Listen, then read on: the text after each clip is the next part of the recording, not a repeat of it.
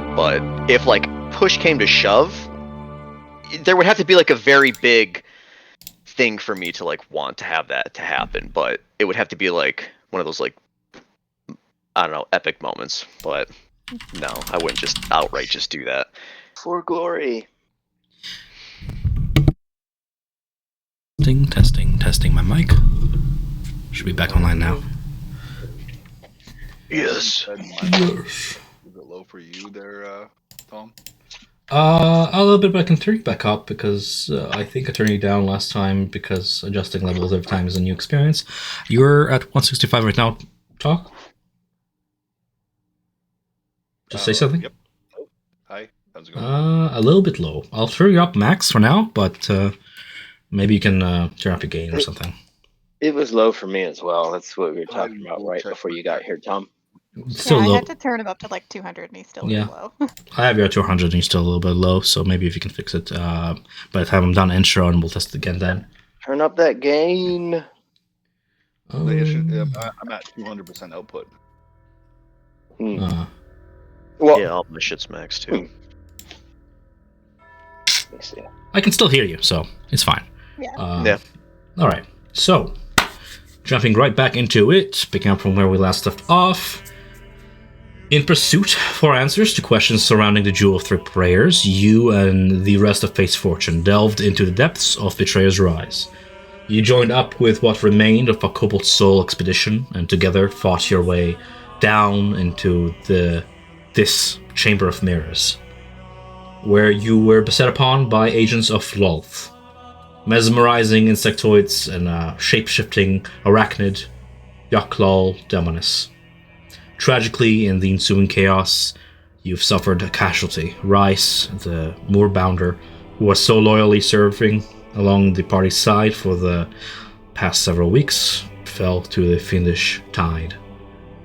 Enraged by the death of this companion, Riot led the chase after Hesper, and together you slew the demon, returning it whence it came from. Now, in this settling quiet, as Nia mends the party's wounds, you take a moment to recuperate and inspect the treasures carried upon your assailants, as I put us onto the map.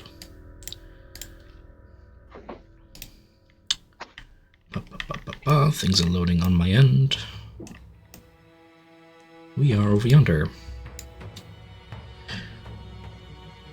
Treasures. Over the course of an hour or so, you identify 3 such treasures, yours to claim. The first is a platinum disc engraved with these abyssal runes. A crystal sphere full of mercury rests at the center.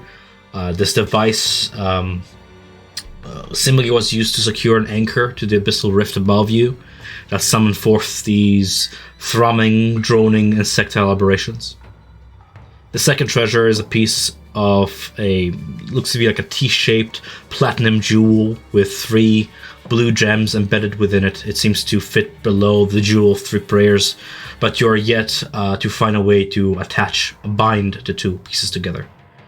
Lastly, but not leastly, you secured, or scoured rather, the remnants of Hesper, and amid the yellow sludge found a sword wielded by the demoness. It is, by the looks of it, an Aurora Watch make, and this exudes this eerie magical aura about it that makes some of you feel uneasy. With all that said, what would you like to do? Take it away. Figuring out that sword, if I had taken the time, excuse me, to identify it, would I know its properties? Or do I just let it? Oh god. Assuming taking the time to cast using spell slot the spell required? Or are you taking the hour to identify it? I have a ritual cast identify. Ritual casting identify over the course of 10 minutes would have got in the way of your short rest. Supposedly, if you take your short rest. Can we short rest for an hour and 10 minutes? Yeah, that's what I'm saying. Just consider the fact that time will pass on. Identifying the sword. It is as I've posted it and a bit more. Let me just find the complete handout there. and I'll post it onto the chat. So just we're all on the same page here. A double-bladed scimitar. There it is. Post the chat. This fine blade has two sides to it. Made by the Kryn dynasty for Kryn soldiers alike. This dexterous two-handed, but not heavy, weapon is enchanted to the point where it grants one more versatility when hitting targets and causing damage. Essentially a +1 double-bladed scimitar. Ah. And it's a bonus action immediately after to make a melee. Okay. Excuse me. Oh, make but it you said handle. it has an unrest feeling to it. Is there something like just kind of that lingers over it? Is it just like a feeling, or is there like an actual arcane presence?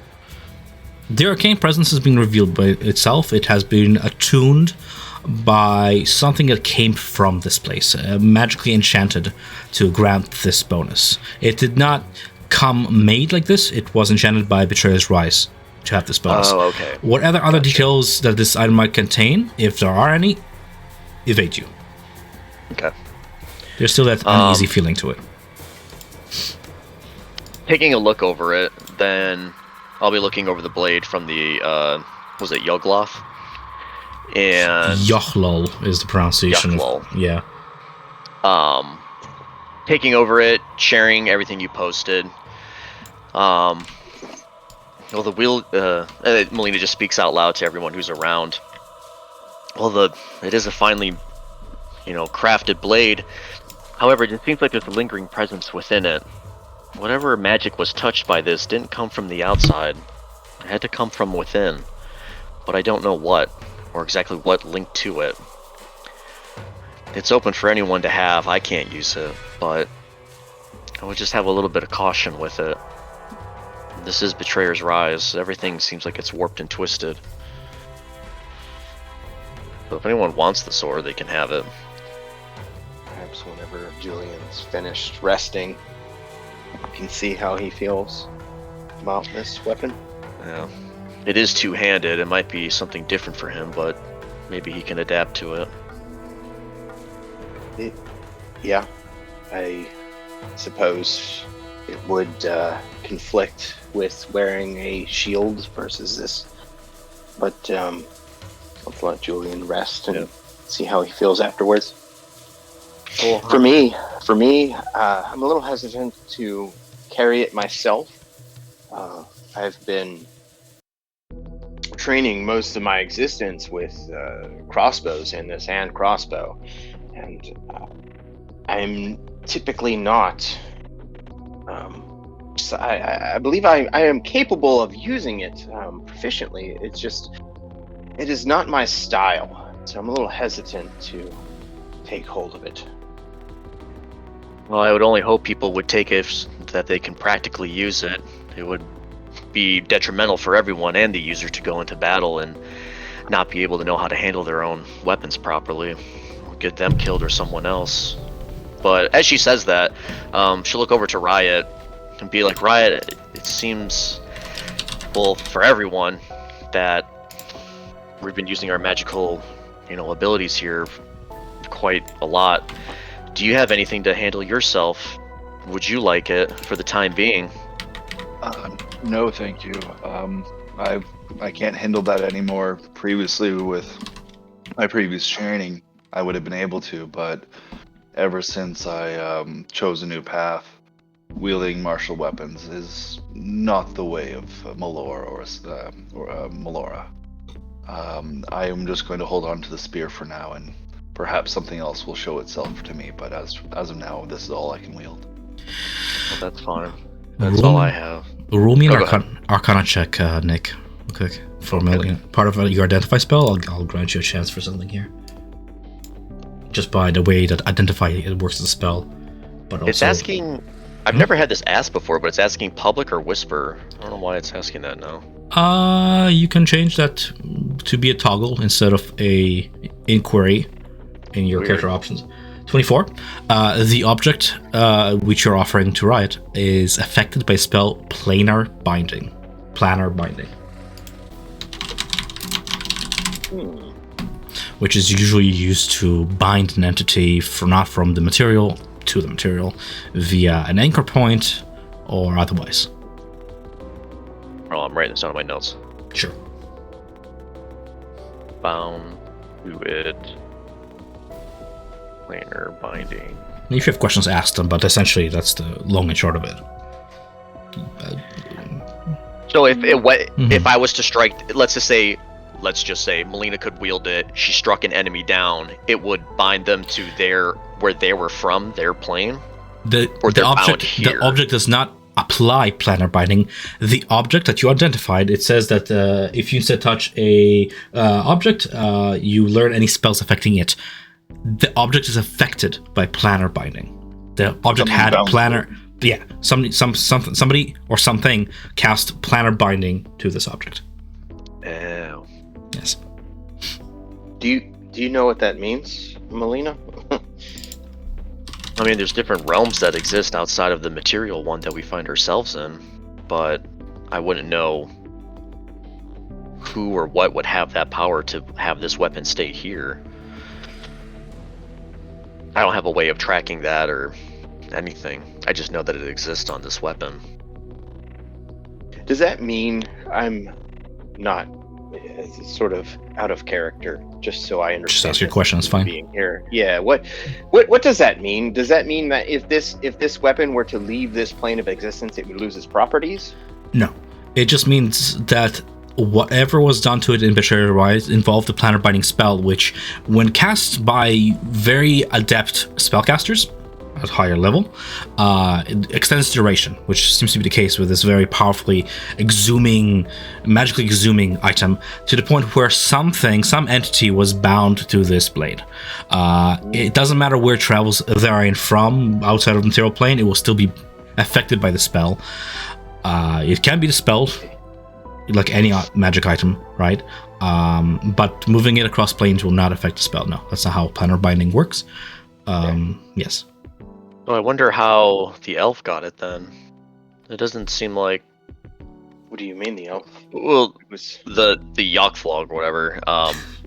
Bless you. Probably. Yeah, I don't know. Doesn't have maybe those capabilities of doing such a thing. Maybe it does. I don't know. I don't know what lies in here, but maybe something else. I mean, it was a fiend, right? That we know, and what.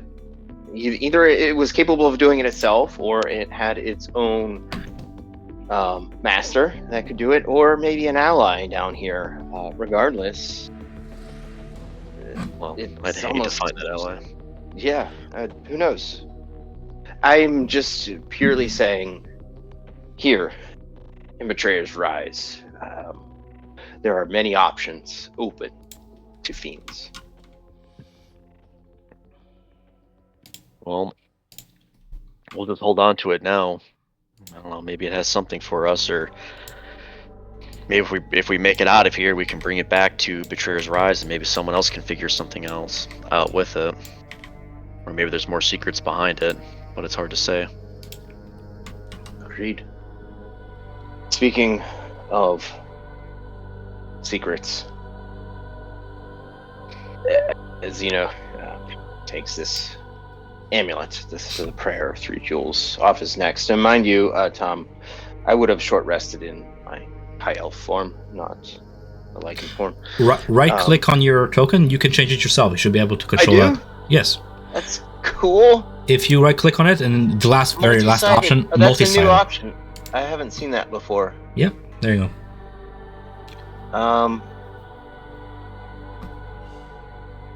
You only have the 2 options, so just flick the bar from side to side. Oh, I got it's a slider. I see. Mhm. A slider. Cool. Yep. Thanks, Tom. Good to know. So, Zeno takes the amulet off and says,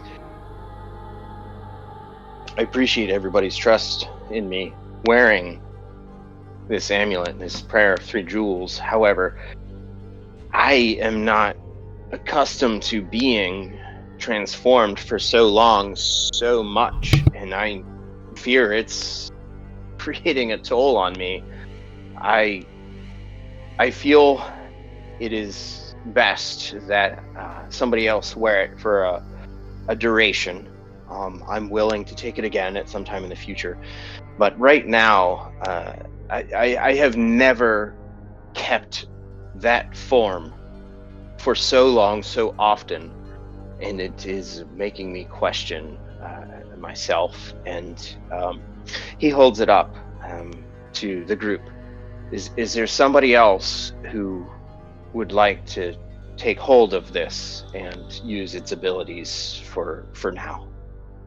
It would only give me resistance to being attacked from bludgeoning, slashing, and piercing. That's all it does for me. Basically make you a warrior. Yeah, it basically makes me a warrior. Nia would step forward and explain that for me, the jewel, it kind of accents or mimics one of my abilities that I already have, but it would just be one additional way in which we can perhaps distract an enemy in battle. And she goes on to explain that for her, the jewel allows her to reach into an enemy's mind and have them imagine that she is speaking to them their greatest fears, and they become charmed by her if when she is successful.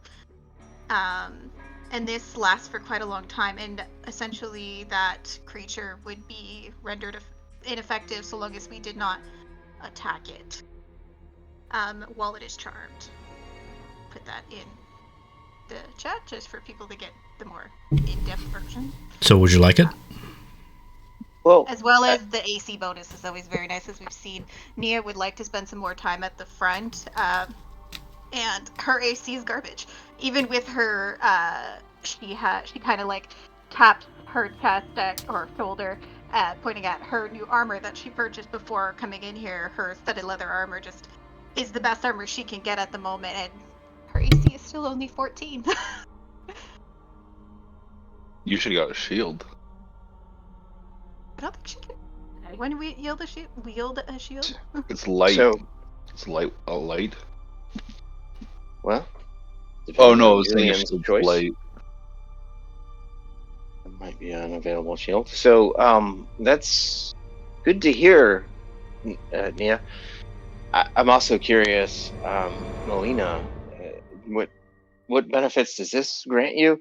I want to be as strategic as we can and get the most use we can. It seems like we're gonna need it down here.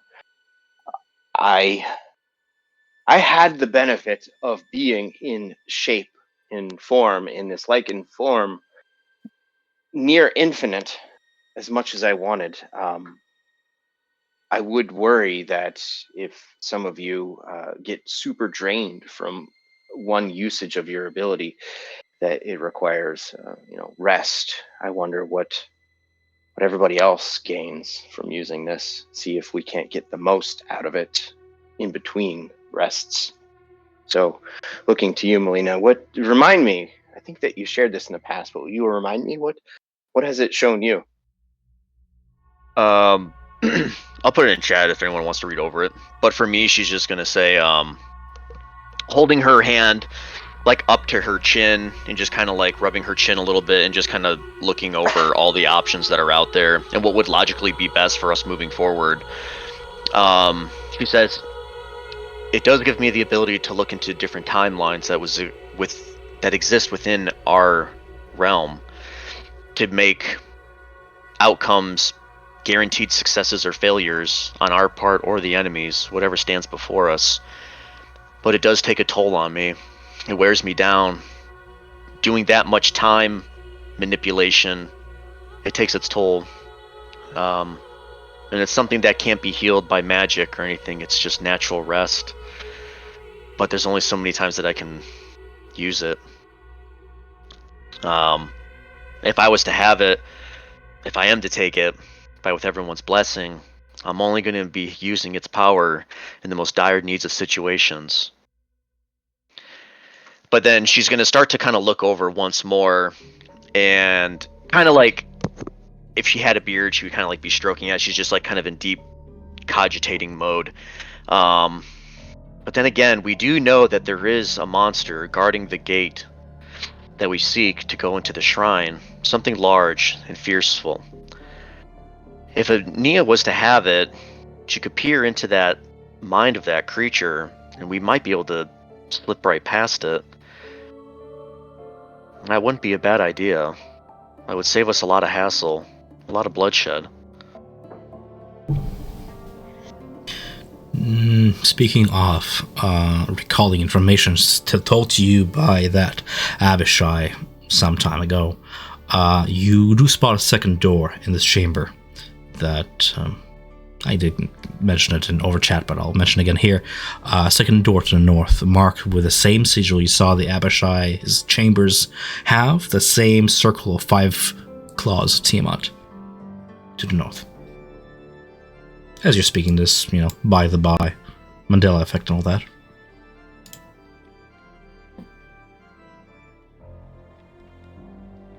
I mean, if you want to take it, Nia, if we want to use its ability to possibly get us through that encounter, that'll help greatly. A lot of us are drained, our natural abilities, arcane, might. This place is taking its toll on us, so unless we wanted to leave and come back another time and scout a new way, it wouldn't be a bad idea. To retreat. There might be other ways, it's hard to say.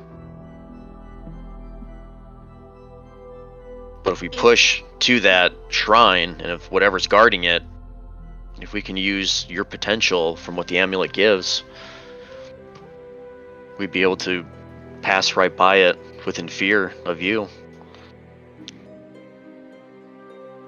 Yeah, the shadow lore is very, very similar to a class skill that I have, except it lasts a lot longer, and it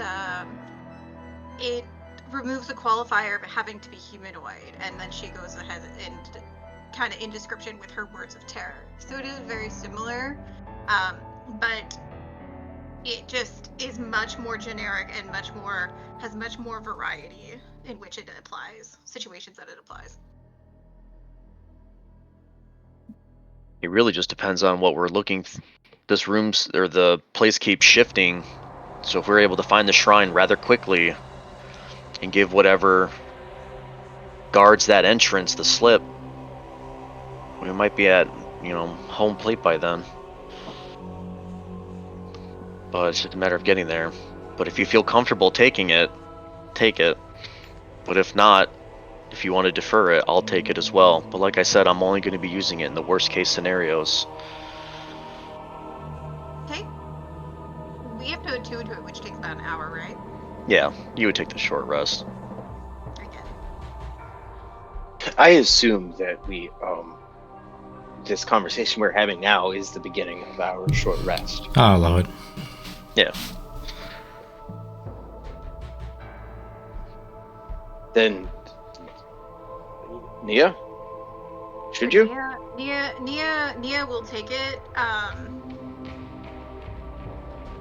And then at the very least, as she stated before, it adds to her AC, and as we had kind of discussed previously about perhaps changing some of our healing strategies, perhaps having her more at the front line, and she kind of taps on the pommel of her rapier, kind of indicating doing a little bit more at the front, as she kind of thinks back to her dwelling supplies of her healer's kit. She still is relatively fine in her arcane abilities from the long rest, but her healing supplies are dwindling.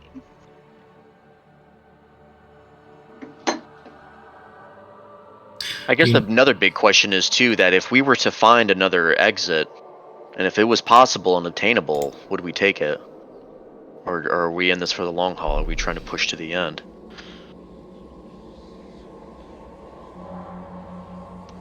It's a good Me, question. myself. I think that if the option was presented to us, depending on our journey between here at this moment and then, would help give an answer whether we would take that opportunity. Most of us are depleted on our magical abilities. Some of our wounds are not healing. And we're going to be running out of medicinal herbs to help with those aids. We did find what we did want. We know what happened with the Cobalt Soul members, and I'm glad one of them made it out alive, but I'd hate for any more of us to fall in here. If it were up to me, and if I had to cast a vote, if we had the possibility to leave, I might be inclined to take it. Nia would just raise her hand and I agree. We've saved at least one comrade for now. And we saw one comrade go down, and countless others almost came down as well, including myself. I think we're kind of at our wits' end here, and she kind of turns to Riot as she sees Watch and Question kind of approach the cloth covering rice pudding, and she rummages through her bag and takes out a candle and offers it to Riot. Would you like to light a candle and have a short vigil for rice pudding? I could sing a song of remembrance. We can, if everyone is up for it, but before we leave, whatever is decided here, because we cannot bring her corpse with us, I would ask Zeno to use your bonfire to burn her body.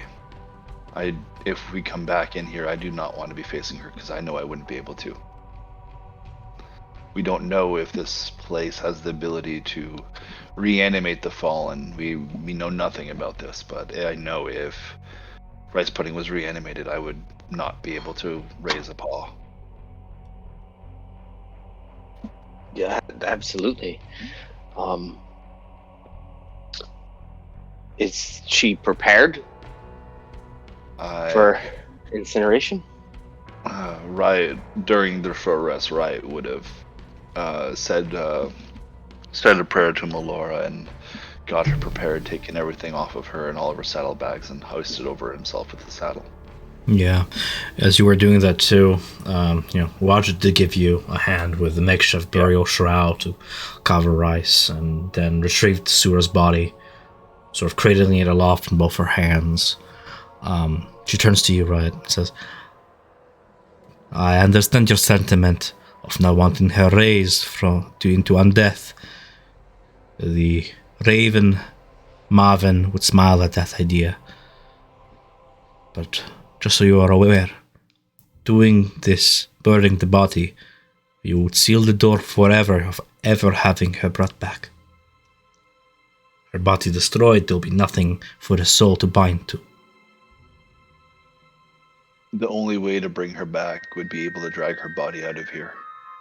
I can turn into an ape and drag her with us, but if we get into a fight, I don't know if I would be able to leave her.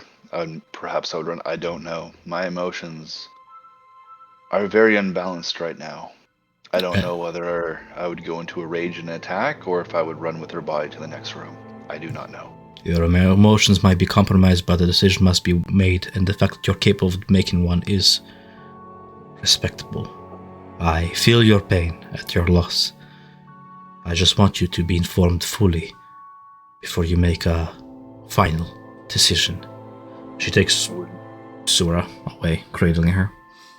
He would at first ask, how would it be possible? I do not have the capabilities of doing such a thing.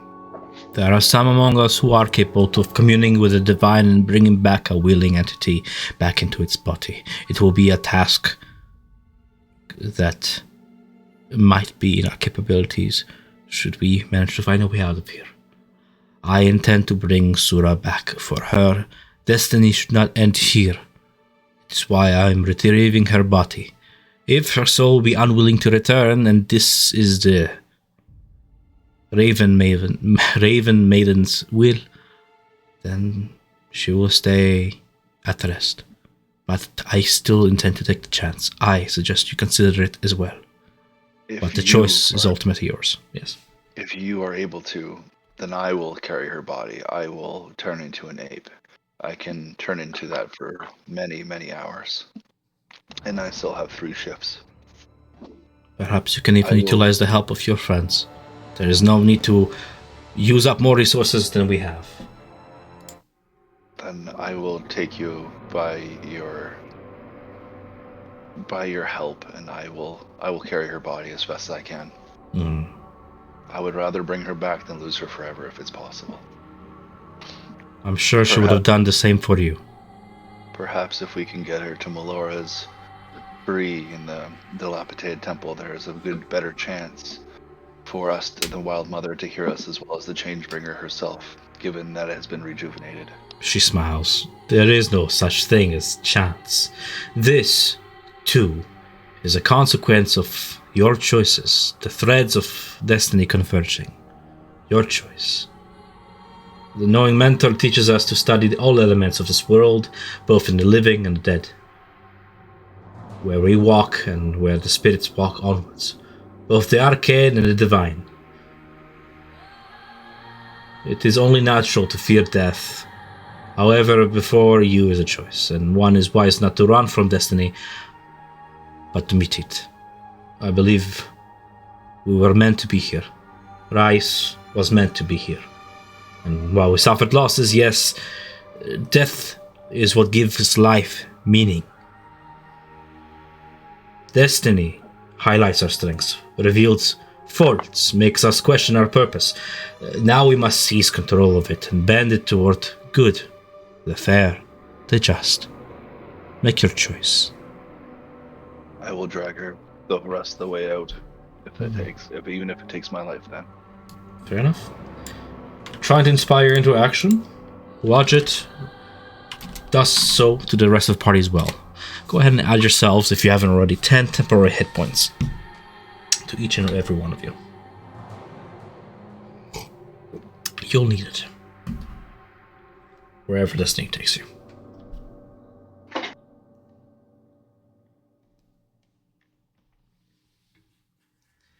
How are we carrying both bodies, though?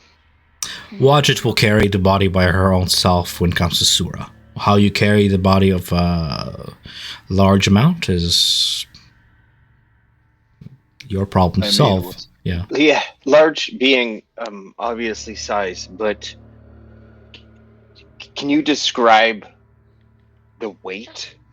Sorry, I'm gonna get technical. What is the weight of Riot? I would say it would be fair to say that Moorbounder, being as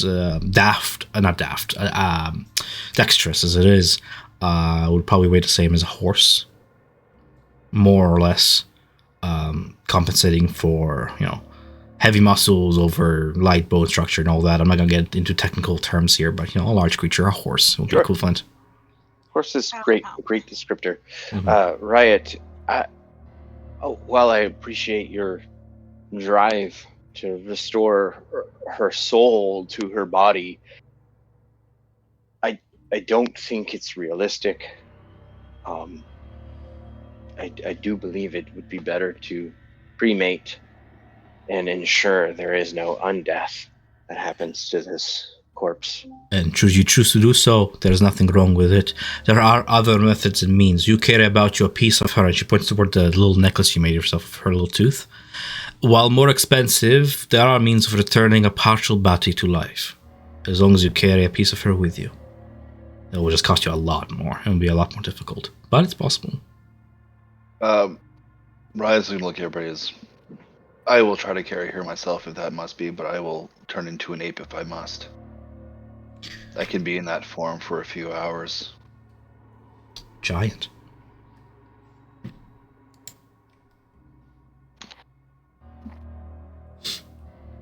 Yeah. That should an ape should be large enough to carry her. Yeah. Just so we are on the same page here, what sort of creature are you discussing turning into? I can only turn into an ape. Those are large creatures? Just for the sake of technical terms here, of what you can carry. I gotta find ape 5e. It's okay, I'll find it for you. I couldn't really just look this up. Go ahead and discuss the rest of your plans. Where do you intend to go forward from here? But just so you know, an ape is a medium-sized creature He's a medium beast, but with 16 strength. So, you know. I don't know if I can get anything stronger than that. Mm-hmm. We can only do half challenge CR rating at level 5. Only limited to so many forms, correct? Yeah. Melina would. Oh. Yeah. Left. Someone left. But Melina would speak up, and both to what Wajin and Ryder are saying is that, but also sharing the sentiment of moving forward of what Zeno says. Melina would say, like, whatever your choice is, it's your choice to be made. You had the bond with her, but moving forward, we don't know what we're getting into, and perhaps using your abilities to shapeshift into these animals will only maybe, I don't know, I just don't know what we're going to get into in the future. But I share your sentiment on wanting to bring something back that you had lost from this world. I too want to do such a thing, but ultimately she's just going to move forward. We're using resources and everything. It might be hard to manage. Like if we had that chasm that had all the like fire and everything, the molten lava, might be hard to move bodies across. But also, if that's what you wish to do, then she'll also be with it. I guess she's neutral, just stating her opinion. If someone else is able to help me at least move it for now, I am pretty strong. So if it comes to it, then I do have a piece of her with me at all times. But if it is possible, then I would like to try. Riot himself has a 14 strength, and he is proficient in athletics. For the sake of this, I'll give you what you guys need. To lift a horse, you'll need a combined strength of... just opening her character sheet here to see something. Well, while you're doing that, because Yeah, you'll sure. play right into what you're coming up with, Tom. Mm-hmm. Speaking to Riot, I truly believe we won't be capable of carrying this body out of here. You've seen everything we've gone through, all the trials we've gone through. I think that I truly believe the best option is to cremate. I mean, I admire your determination. I've lost loved ones as well. There's nothing I could do to bring them back. Perhaps you could inspire me and show me through your determination how well can you on your own, what is your resolve to move this body yourself, and perhaps that would inspire me to help you. But to be honest, I don't believe that she would want to become a burden that drags you down into your own demise. It's just how I feel.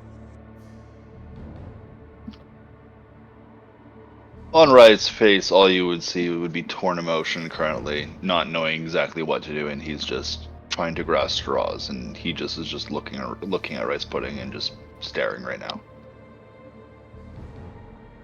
Well, we have some time to make a choice. We still have to get out of this room. So in the meantime, think on it. But let's try to be proactive. Meanwhile, she's going to start analyzing the room if this was to be the end of the short rest. Sure. If anything else has Roll me a perception check. Go. Perception. Why the fuck is this asking me all the time? Don't know. I'm not sure why it changes things on you all of a sudden. But, the Beholder statue on the right side of the room continuously emits this magical beam that reflects off the mirrored surfaces throughout. Are you looking for anything specifically around the room? I did describe it before. Scratched stone floor, solid floor-to-ceiling pillars here and there, these rotating, movable mirror surfaces. 2 doors, one to the north, one to the south of you now, and these glowing green crystals on the wall about eye level with you, here and there. No, she. I was just saying that just to say, like, she's just gonna start looking at the puzzle and Sure. just to see how she needs to angle the light beam, possibly, or wherever that beam needs to end up. I know there's a backside, but I know the last time when we hit that crystal, it like exploded, so we're gonna avoid all that. Describe your action. Yeah, I mean, if people still want to RP, go for it. I was saying this that if this was going to be the torch at the end of the rest. But since Julian's not here, I wanted to bring something up, but he's not here. And we'll have to wait till he is here. What do you guys do in the meantime? So, Melina, are you curious? Are you curious how to angle this light to avoid the crystals and hit the door? What is your objective? I'm wondering if maybe I could help you achieve your objective in this room with this light. Well, on the backside of this wall, there was a statue. There was a crystal enveloped in some wings. Perhaps it's supposed to reach over there. But we'll need to be careful. Oh, yes, I see. Okay, I forgot about that. Ah. So you thinking this ray of light should bounce off these mirrors to hit the center of that winged statue? I think so, but it's hard to say for certain. Definitely not these green crystals that are here on the floor with us, mounted into the wall. Last time they exploded, that was actually my fault. Recall that explosion. Okay, so however we angle this, it needs to happen in avoiding the crystals on the wall, the glowing green ones.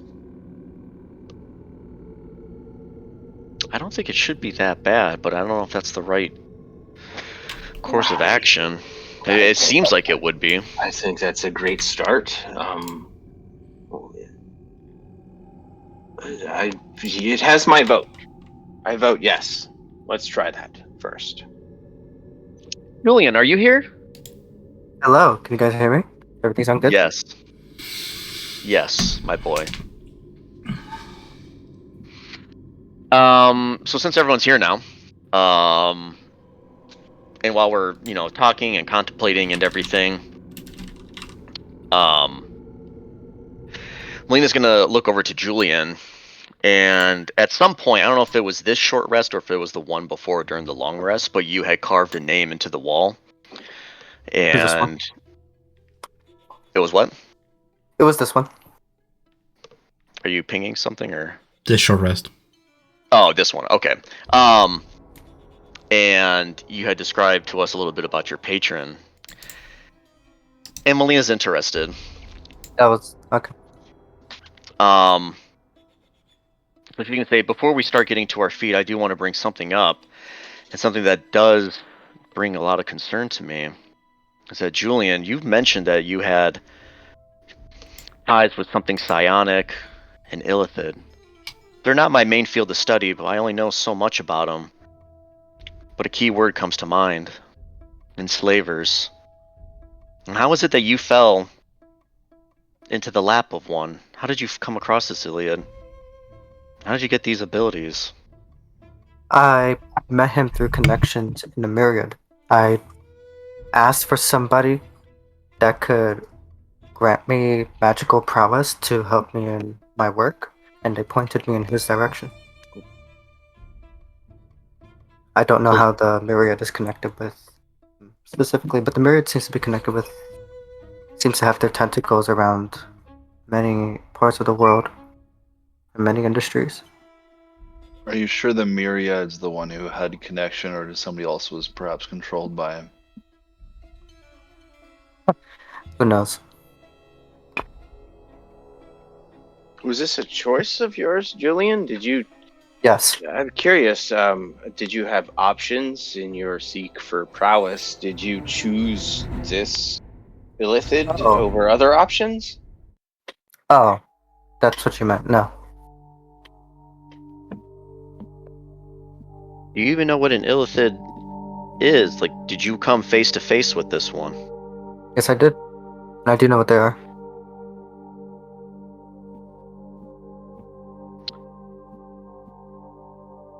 She's just like kind of cold staring at you right now. It's just like, do you understand the gravitation of this choice? Yeah. I understand it's not a choice everybody would have made. No, Although it my isn't. entire field of work is something that most people don't go through. I'm used to having to cross lines that other people wouldn't cross. I'm not a thief at all. I don't really partake in what the Myriad does. I just simply have connections with them, help them from time to time, and they reciprocate offers to help me in my field of study. But I feel like a thief would have more options, more tools, other than making some kind of agreement just for magical prowess. There's books you can read, study, things that'll allow you to slip undetected in this world. Probably stuff I've never even heard of or seen. But to make such a pact with such a powerful creature, and knowing that there is one here, is driving one here. in Zorhas or wherever this was. Oh. These are completely awful creatures, enslavers. Everything they do is, I feel like, as if they're only furthering their own ambitions. So I look, and she kind of like squints her eyes and starts to look at you more. And she's starting to light a cigarette at the same time because it's been too long. What is it that you, Julian, had to give up? Everything has a price on it. I did a job for an associate of this man. Riot is The standard jobs I normally do. Bit more I want to say the object in question was more arcane than what I normally attempt to retrieve. If that's the right way to describe it. I'm not very familiar with types of magic. Riot's going to step forward slowly and look at Julian eye to eye and say, I didn't hide what I was when I first met you guys. You guys saw me cast Eldritch Blast, which is a warlock ability.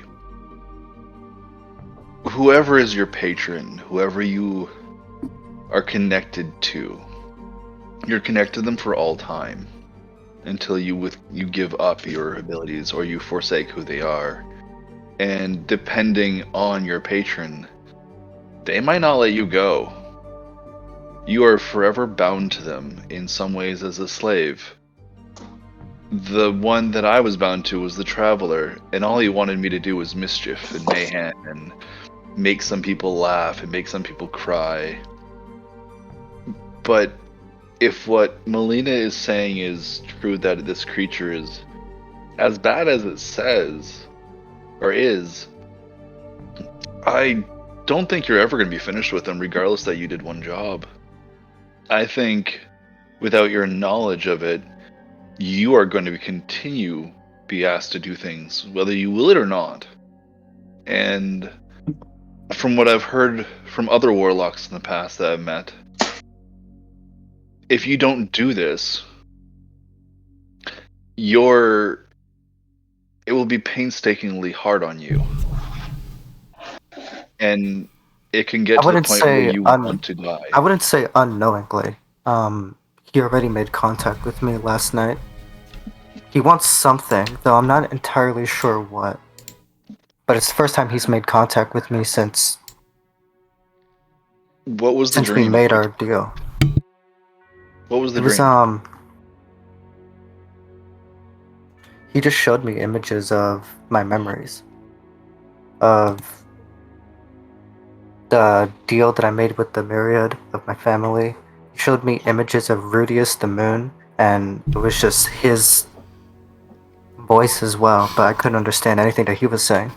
I don't know what he wants. So vivid, and still is so vivid. Usually when one dreams and wakes up, the dream eludes one's mind, but this lingers still, and a part of you wonders if it's even a dream.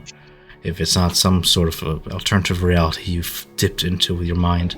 Looking at the two blades lying on the floor about 10 feet away from you, you see the light of the green gems glinting off their pearlescent pink surface, and even now you hear that susurrating voice in your head coming from that very blade, still calling to you.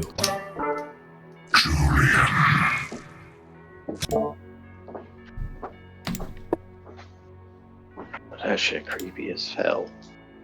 We didn't hear it. Only Julian heard it. I know. Well, yeah, it was in my dream. I don't know what he wants. I can only make guesses for now. And as Julian says this, he's gonna go over and take the Hexblade weapon out of this thing's head. It's over on the daggers on the ground over there. It's on its head. He okay. used it to drag it over. Those like, are yeah. Those are normal daggers that I threw, and I think Nia returned to me. Yeah, you pick up at the end of last session. the dagger from the less so skull, more like an amalgamated goop bone formation of this creature. Back into your hand. Ryan's gonna look at Melina and I'll be put like, it away for now. Yeah.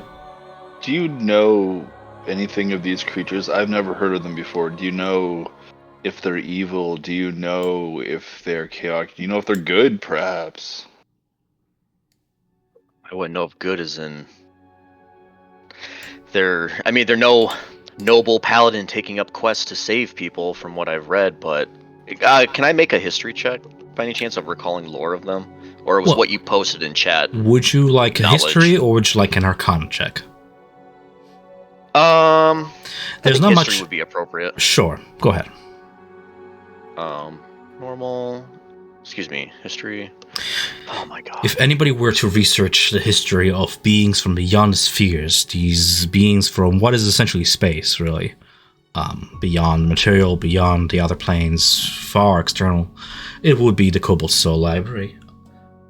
But 16, you've read some, enough to know that there is not really one single individual illithid per se. An alignment to them is a little bit different than it would be for a person who you can judge by character to be bad or good or orderly or otherwise chaotic. Illithid colonies tend to migrate more towards a central mind, a mega brain, if you will, like a mother brain entity that controls them all, and their personalities tend to shift according to that brain's experience, which can vary greatly. One thing unifies colonies is that they always seek to spread, always seek to gain more knowledge, and their alignment, if you could call it that, always bends toward the grand design, which is the return of the Illith kind following their extinction by the hand of the Kithyanki race. Believed to be near extinct for some time. It's very rare to find historical record on Illithids, for they tend to be more like a... You're not sure what the word to separate myth from actual knowledge. But to answer the question of whether an Illithid is evil, if you consider enslaving others, as you've said, to be evil, then yes. They must do so in order to spread, in order to go through their process of reproduction, as it were. They must body snatch, they must subjugate others, lesser races, and they don't fear like they're doing wrong when they do this. It is part of their way of being, and seldom has there been heard an exception. This all being said, Nick, I mean, we're discussing Illithids here. This is a little bit like the X-Files. Yeah. It's kind of hard to separate what's rumor and what's absolute truth. There's not really many researchers of Illithids out there that have written to the Cobalt Soul, per se. This is something that will need specialized research over the course of a week or so. The option is there, but not right now. Come on, Muller. Imagine Melina said all that. And so I'll let you be the decider on that one. But looking back over at Julian, you're simply acting as his hand, reaching out and as an extension of his will, not so much as Julian Cohen's, but as Melchior's. A little bit.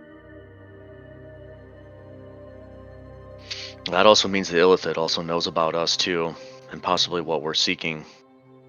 Means he would know what the amulet is if he has connection to into Julian's mind. You think he cares about that? It's power. It's knowledge. It's history. It's everything that helps bind this world almost. Divine powers, great the Pantheons of a time before.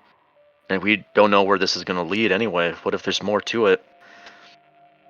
What if there's a way to tap into pure arcane magic or something of the gods to commune and communicate with them or bring them back? I believe that they would be the most, I don't know. I myself would um you know, what's the word that I want to use, like start drooling over that amount of knowledge and that power. If he ever But shows himself, we'll deal with it when we cross that bridge. I don't think he will. If he shows himself, it'll be through you as a tool. The Traveler, whenever he appeared, Gallivan never saw him. Even if we were in the same room, the Traveler would appear, and only I would see him. The only way for us to see Malchior is if we go to where he is. I hate saying this, and I would rarely ever, but I almost wish I would remain ignorant and have never known this. You guys asked. I trust you guys enough not to keep secrets from me. That's fair. Then it is fair for us to tell you that while we trust you, we might have to question some of the actions you might take in the future. Given who you are bound to. I'll be completely honest with you. I have no idea what Malchior wants. The best I can guess is he wants to consume brains. I put my hexblade into this where I assumed this thing's brain was. Wondering if maybe he could absorb like knowledge through it as a conduit, but I don't know if it worked or not. I feel that's like that's the only thing I've ever done that was in servitude to what I thought he wanted. I think if you ever have dreams again, you need to share them with us, not hold them back. So we're aware of what might occur, whether we're sleeping or awake. Sure. I'm gonna say something here, Laura. In the future, whenever you commit to an action, and I love the intent that you had behind the action. It would really be nice if I knew at the time what you were doing, because then maybe I could have yes and off that action. Because you have to understand, from my point as Dungeon Master, you shouldn't hide things from me because I'm the world. And I can yes and off your ideas. If you had intent behind the action and I wasn't aware of it, and then you were disappointed that it didn't happen, you cannot blame me, because I wouldn't say that I'm disappointed. Yeah.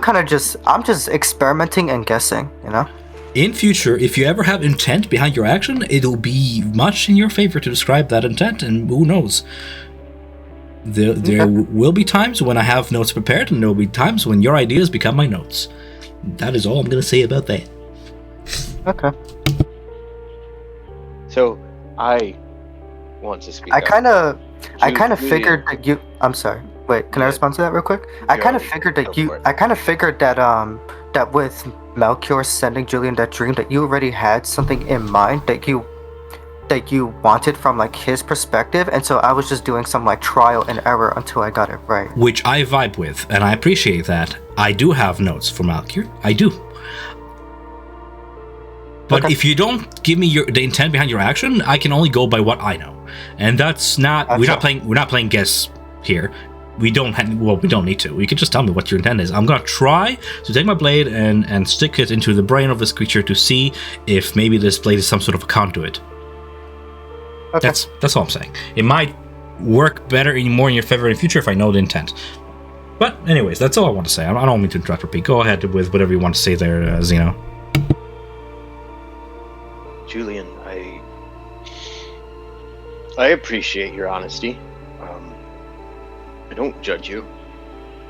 I don't question your actions. knowing more, as you know more, would help ease the tension for sure.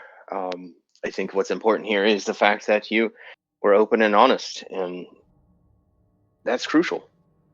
You're as long as you're holding no secrets, I will not judge you. So I appreciate your honesty. Thank you for trusting me. Yes, I would agree also with Riot. Should you come into contact through dreams, it seems like, with these Illithids or your Malcor, I believe his name is, please I share, pronounce it because Melchior, but technically it's not his real name, so it's whatever. Because I believe enslavement is horrific. I will stand by that. That is a horrific thing, especially to force somebody's mind, their body, to do something they're unwilling to do. I have experienced that myself with this curse. Full well knowing what you're I'm against slavery as well. Fair enough.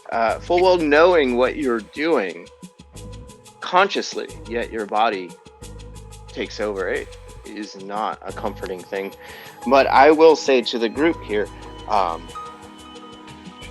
don't stand behind Illithids. I don't believe in enslavement. However, I do hate malicious intent.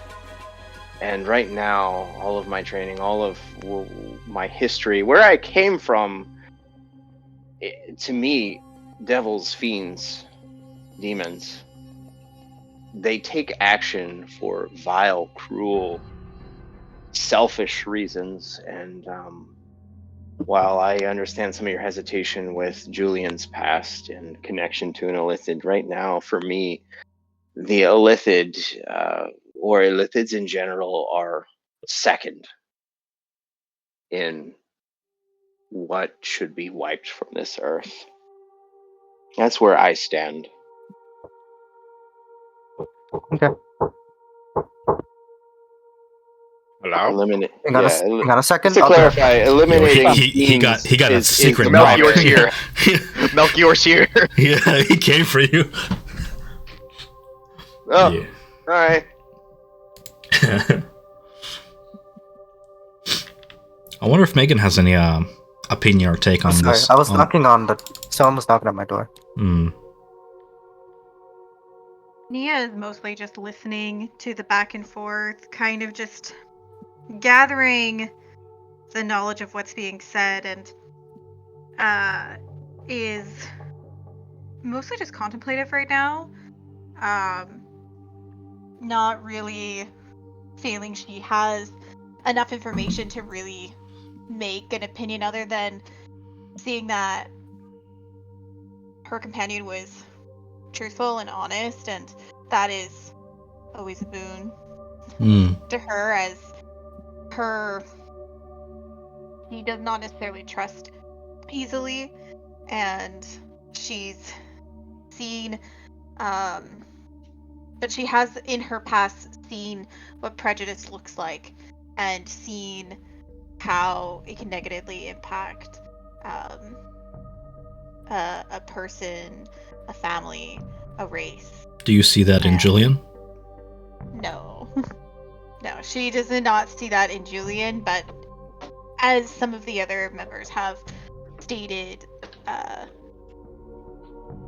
he will definitely perhaps keep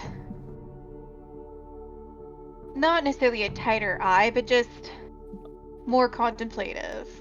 But definitely still sees Julian as a trusted ally at this time.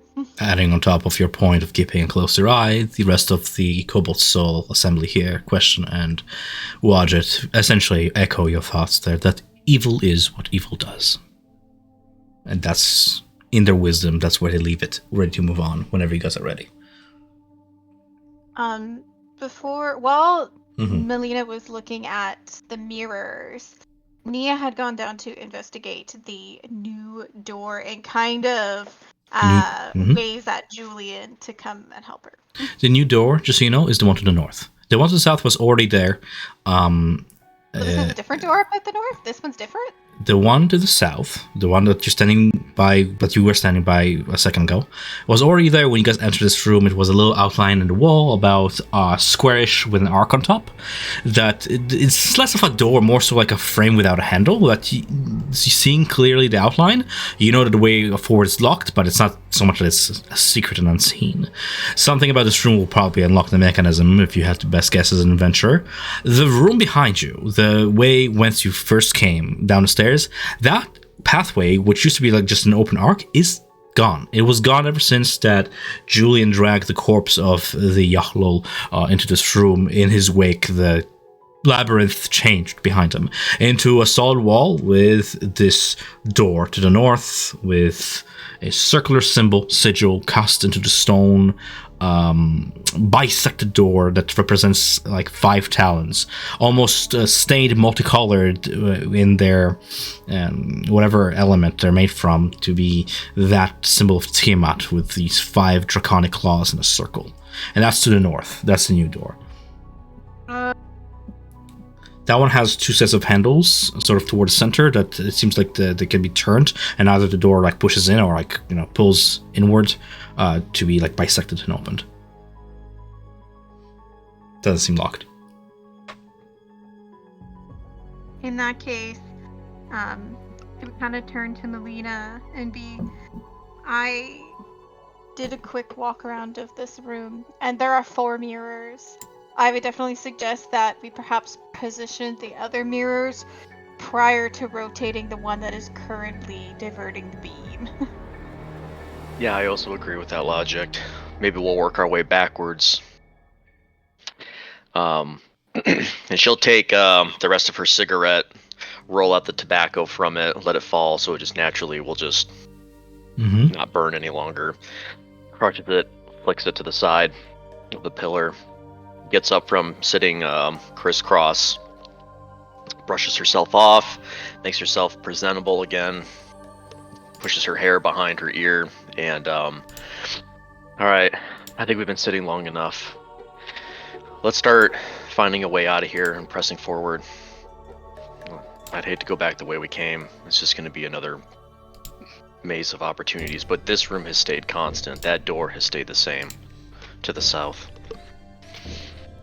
And then so she's going to start looking.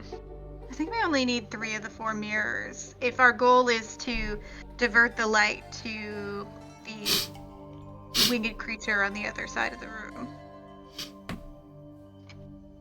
Before we do all of that, I just want to sort of step out of the immersion here and make sure Julian's caught up with the Prayer of 3 Jewels. I don't recall when you joined, Julian. Both we need to make sure that we decide on that two-handed scimitar, as well as just know that I'm going to recap super quick. Not going to role play here. Zeno gave up the Jewel of 3 pairs. It's up until now it's been too taxing to stay in that lichen form, and it's grown a level of uncomfortability with him, and so he gave it up. And I believe Naya has it now. Naya. How do you pronounce it? Nia or Naya? Nia. Nia has it now. And then we haven't settled on who's going to be carrying the two-handed scimitar. Oh wait, no, Double that's scimitar. wrong. It's Naya. Wait, Naya? Naya? I don't want it. You can use it. I don't know. I don't even know at this point. Like, it's you don't been want it. used both ways. So Julian doesn't want it. That's fine. You can always decide later. I'll carry it. I'll carry it. I'll just strap it to my backpack somehow, some way, but it is not in my hand. Sure, as long as you have Wait, a bit of rope amulet? or the No. double-bladed scimitar is going to strap at his back sorry, with like a bit of rope or something. Yeah, no problem. It's long. Yeah. Worst comes to worst, she crosses her finger, holds up her hand and crosses her fingers. We can perhaps trade it at the once we return. We can perhaps trade it at the armory. Or something else. You know, a million is there in the corner just doing like the beautiful mind, like mathematical equations and shit. Yeah, numbers and equations are appearing Yeah. before her face. Yeah. Just casting prestidigitation to make that happen. Prestidigitation. Yeah. Uh-huh.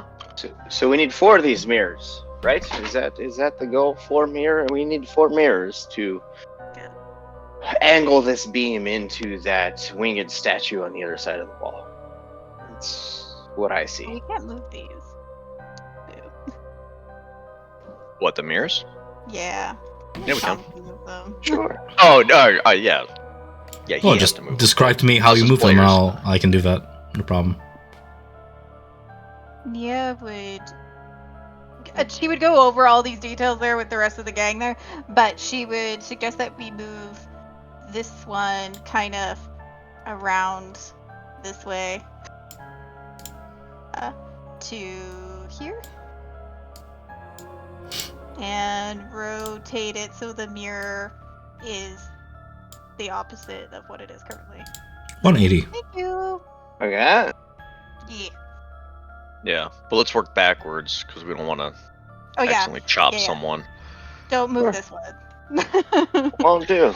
Do that. I'll do stand by something. this one. Standing That's about how I see this right now. standing about It might- 10 feet away from like where the beam ends currently, Nia, you just see like the beam boring a hole into the stone. Not so much like deep, but like burning it off, charring it. So yeah, probably wise to work backwards. Crap. We can take the other one. Right, if you'd be a doll and help us move that one to this square over here. Yeah, right where you're Right. standing. Riot would go push it and reorient it to where he's standing currently. Done. And then he would twist it so it lines up, the mirror lines up with the other one and aims down. I read you. I can see already what you guys are doing with this. I'll explain it a little bit. It seems that I'm not going to be coy with you guys. You solved the puzzle. You spend like 2 sessions in this room. If you wish to turn the beam at this point, the only consequence is you'll have to clear the space away from this crystal. Because if should you turn it, about 180 degrees to face the other mirror, it will cross beams with that crystal and make it Zeno, That crystal, Take that batch. yes. That crystal that is in that corner wall. Yes. Yes, that one. Now, is it like floor to ceiling? Is it possible to angle? I'm trying to picture these mirrors. Is it something I can tilt to angle it towards the ceiling to go up and over that crystal? During combat, I did just that by rolling an athletics check with Watch It. Watch It did sort of bend it upwards to avoid hitting you guys with the beam. It will require an athletics check because you're tipping stone. This will be against the chance of essentially tipping over a vending machine. I don't know if you've ever seen how badly that ends, but that's pretty much what you're doing. Well, I mean, we know what happens when we destroy a gem. As long as we're 30 feet away, we'll be fine. Is it I'm 30? I'm gonna attempt to tip this vending machine, and hopefully the soda cans don't go everywhere. Sure thing. Grow me an athletics check. All right. Everybody else roll me initiative. Just kidding. Yeah. All the pillars are mimics. Fair enough. You struggle with it to the point where your intent is clear, but at some point you, not being in your lupine form anymore, lose grip of this awkward. It's an awkward grip. It's like 5 feet on a side. You're trying to stretch like hugging a tree, and you just lose grip. There's nothing to grip onto it to the side where your fingernails scrape against it, and ends up like landing on your toe a little bit, crushing the tip of your foot. And the gem does go off. Luckily, however, having seen this before, nobody's standing within about 20 feet from it, so it goes off, gets destroyed, but harms no one with its acidic-like explosion. The gem, however, is destroyed in the process. You successfully turn the pillar in the desired angle, which I imagine is this, reflecting the beam off across the room. Until it hits the white crystal. Charging it up, it begins to change hue. You see this right on your end as the beam hits the crystal, turning it from this bright shade of white, clear, to back green to match the other crystals. At the same time, The door to the south illuminates. First it's the outline, and then the stone edifice ventures inwards until it's no more, disintegrating to reveal a passage ahead. Before we leave the room, I was going to ask. Sure thing. These wings, are these just wings, or is there anything else here? Statuesque, made of stone, wings on either side of it, sort of shielding it from either side. The reason why your plan worked is because it is angled straight toward it. The beams will not be able to essentially hit that spot from a side, if that makes sense. It's a shield. Mm-hmm. I was just wondering if it had anything to do with Avendra, perhaps. Roll me a religion check. Religion is not my forte. Sure. Still, you can always certainly try. 15? 15 religion. You recall something that you've been told before regarding the Changebringer. The Changebringer herself was never a winged creature by depiction. However, she did have many angelic servants, one of which was Xarithath. I don't want to butcher that, actually. A minor deity, whose name I'll get in a second, who was an arch angel, known to be a one-winged angel with one black wing and one other wing sort of made white, sort of representing life and death and other dichotomies. A healer and a representative of the transition between one side of change to another. But it's something that you've heard before, but there's not anything else that's really obvious I would point toward Avandra per se. The wings themselves otherwise seem decorative. The deity I'm describing is, by name, if you're curious, I'll give it to you in a second here. No worries. You can do it in a handout or something, or give it to me later if you want to make a note of it. You don't do it right now. Mm-hmm.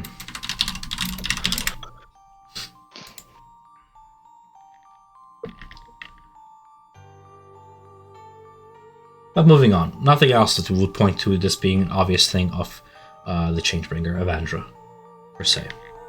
Okay.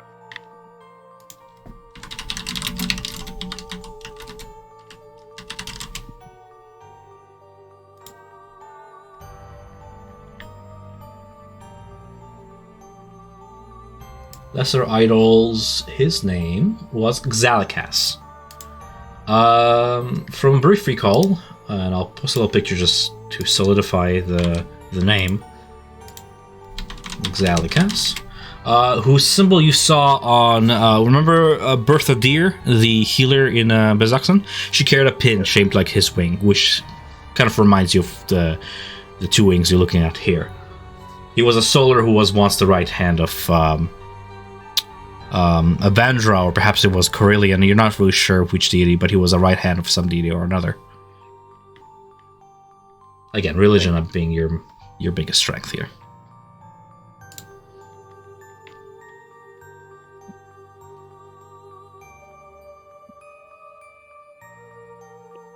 When the beam connects and everything, Yeah. Does anything special happen with the door, or is it just like it unlocks, slides open? As I've described just now, it got outlined in green, and then sort of the magic spread toward the center, the edifice of the stone surface of it, sinking inwards, almost disintegrating, revealing a passage ahead. The door is no more. Now it's an archway about 20 feet up that reveals a corridor beyond, stretching into a room beyond the chamber, which I will describe once you've committed to a choice. There's this door, and there's the one to the north. The one to the south would be... Yeah. Well, looking back on everyone, having the door ready and everything, she'll look to Riot and be like, have you made a decision about what you want to do? Do you want to leave Riot's pudding here and push on? I don't think we'll be able to carry her. I was just thinking that there's no way. I don't think I can change anything that's strong enough. I have a piece of her. I have her tooth that I'm never going to let go. If there's a way to bring her back through even with this, then I will at least keep this safe. And I would have the body burned. To let at least her spirit for now be able to wander with Melora, if she's able to find her way there through this horrid place. And so be it. I think you made the right choice.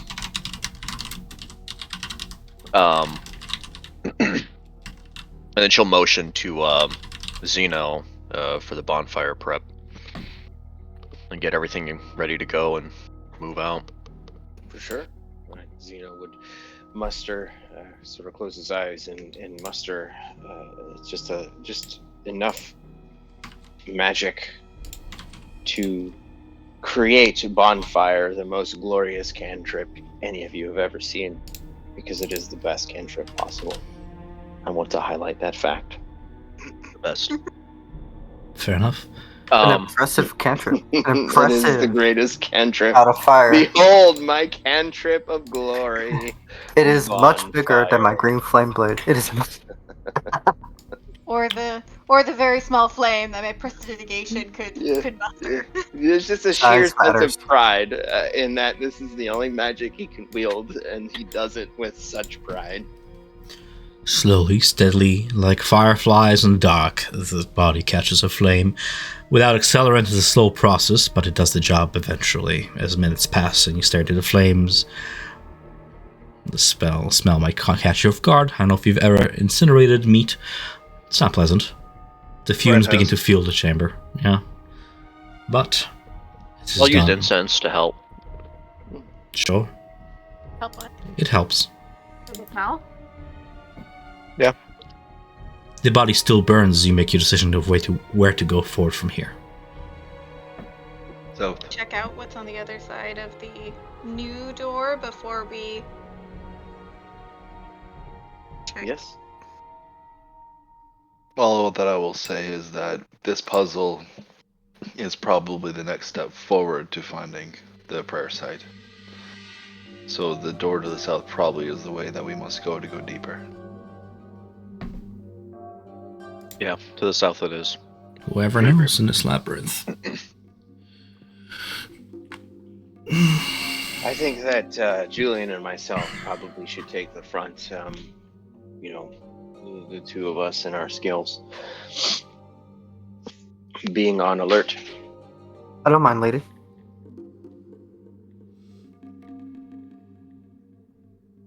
As I would enter it, I'll describe. I imagine the two of us go hand in hand. We're not holding hands. We can walk beside each other. Side by side. Correct. Yes, all right. Fair enough. Fair enough. All right, side by side. As I would approach it, I would mostly be looking for aromas, scents in the air. Aromas aplenty in this semi-toxic, caustic chamber that you find yourself in. The floor seems to be made of the same ichor yellowish fluid that you saw the Yochlol be made of, covering the chamber almost entirely, except for a few islands here and there that you can carefully traverse without dipping your toes into. Beyond, about 30 feet ahead, a set of stairs descends downwards into the darkness. You hear voices from beyond. Several individuals talking, but it is distant, and the echo makes it a blurred sound. You notice, Zeno being an avid tracker, without having to roll anything, you do notice there are footprints in the muddy ground below you, of those who traversed this chamber before you. Several individuals appear to be all humanoid. None of them will, not bipedal, all of them being bootprints of one size or another. You see 4 sets of bootprints of varying medium size, and judging by the depths and by the fact that they didn't get scuffed, these are very recent, relatively.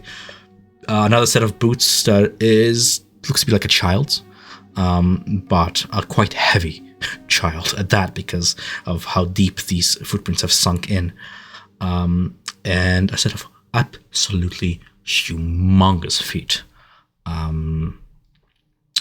a slight dragging gait to 1 foot as if the individual was injured, and whoever this giant was is of sheer mass, judging by one of the stones that have sunken once this individual has stepped upon its surface, leaving the same sort of muddy boot mark upon its surface. One giant, one child, 4 medium individuals. It's the squad. It's the maroon. Squad. Better be the squad.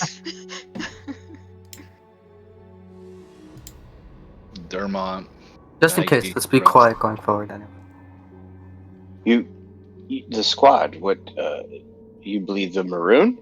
Yeah. Is this the squad you talk about? Yeah, this is Although- the group that we faced off in Jigao and beat. Although I'm pretty Yes. sure we entered before them. I'm surprised they got here before us. I We guess did this place enter. is a maze. Maybe they just happened to get lucky, found a shorter path. It didn't seem like they wanted to enter. Last we spoke to some of them. And Io was hurt last we saw her. She had wounds to recover Yeah. from. They seemed down in the dumps. I'm not discrediting it. By the way, Nick probably knows the player. It sounds like it's the 6, but as far as Melina goes, it'd be hard to believe. Your guess is as good as your character's. Zeno, roll me Yeah. survival because you didn't know, say that you were like keeping an eye out for like scents and such, and you're investigating around. So go ahead and roll me survival to see if there's anything else that you notice. The best roller there is. Natural 1. The bare minimum is you know that in the condition that I don't know if you saw AO. You were there in the infirmary, right? Yes, Yeah, he was yeah. there. I was in the Right. infirmary with From Aya. how you saw her last, she would have not been in condition to even walk. I don't believe that this could possibly be the Maroon 6 unless Io miraculously got healed. She Whoa. last I saw her in the infirmary, she was near death. Well, we know from Wadjet that time travels differently in here than it does outside. It could have been. We could have actually been in here for several days now, even if it only feels like one day for us. Oh, good point. Could Ride do a survival check on those feet? What are you looking for? Or no? I'm more or less trying to see like the gait, see if they're wounded, see if their strides are faster. Sure, go ahead, roll. Trying to track this foe. Natural 1-2. Wow. Frig. Wow. 8. God damn it. You grazed me in my glorious curse of the rolls. In your You should not have gone first. be it hunch or paranoia, looking for drag marks or anything along that, you only receive the obvious of this. Whoever this giant has, be it Maggie or somebody else, is dragging their feet for one reason or another. If this was ever a sign of injury, The giant is dragging their feet. That's what you've described. one of the way of the gate, it seems that one leg is dragging a little bit. For the giant, I want to be Correct, very yes. specific. Okay. Because there's 4 medium, 1 Yeah. child, and 1 giant. Got it. Fucking size 30 boot over here. Just so you know, natural ones, while they are the worst case scenario for your character, I still take that as an 8 for skill checks. Natural 20s are still whatever they total. It's not automatic success or like best case scenario. It's best case scenario to your character because of the score, but I still take your totals. So for you, Zeno, it was a 5. For you, right, it was an 8. Yeah, it just really sucks to get a +7 to it. It gave you what it gave you. Yeah. Right. While looking for injuries in general, you will also note the obvious that the remnants of this room, aside from being Ecor, the remnants of demons, are signs of a recent struggle in this very chamber. These creatures have not had the time to evaporate or soak in the soil or otherwise have the time dry them out. These remains, whatever these creatures were, are fresh. There's definitely going to be something ahead of us, whatever it might be. This is Icar. This is the same mess demons turn into. This must have been a fight just as we were fighting on the other side of the door, perhaps. Weirdly enough, you notice that while the floor is absolutely covered in this jelly ooze, the ceiling, the walls, pristine clean. The chamber, no dust upon the walls or the floor where you came from. Looking ahead and upon the stones throughout, pristine clean. How high is the roof? About 20 feet above you, stalactites so that you can see through the darkness. None of the stalactites are moving. I mean, I got attacked by a roper. I'm just being careful here. Fair enough. I feel that we need to move across this quickly. We have to be aware that whatever destroyed these creatures, how many there were here, it could have been a recent fight. They could be injured, but we have to be prepared for whatever we might come across. I'm gonna look up at the ceiling. Is there magical darkness? No. And you're certain of this. Okay, Yeah. great. How high is the ceiling? 20 feet up. So we can clearly see it. Can I try and search for any of those stalagmites? Monsters? Sure. Roll me perception.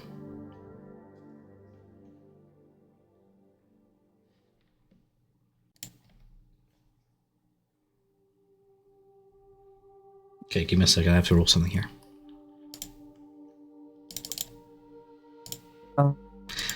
What'd you roll? 18?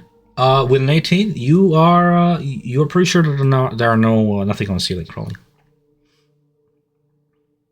You have Just to roll. I'll call Stone. back. I don't see anything.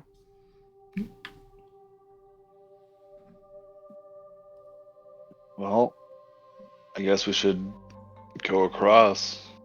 I'm gonna jump over Agree. whatever that liquid thing is. Easily done. I would Okay. immediately follow. Okay. As you begin to cross the chamber, looking behind you just to make sure that your party members are following, the voices beyond begin to be clear. You hear the very familiar voice of Eochabe, seemingly in conference with another being whose voice is layered. It is as if 5, 6, 7, 8 voices are layered one on top of the other, speaking to it. As you begin to sort of approach what looks to be a door at the end of this hallway, you can hear the words of this creature as it says, in that same reverberating voice. My bargain is absolute.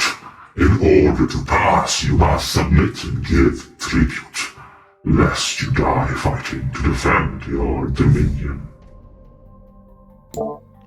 And then what follows is the sound of Eojabe screaming as you hear combat ensue, the roar of some great being, and the plum of fire licking beneath the door in front of you.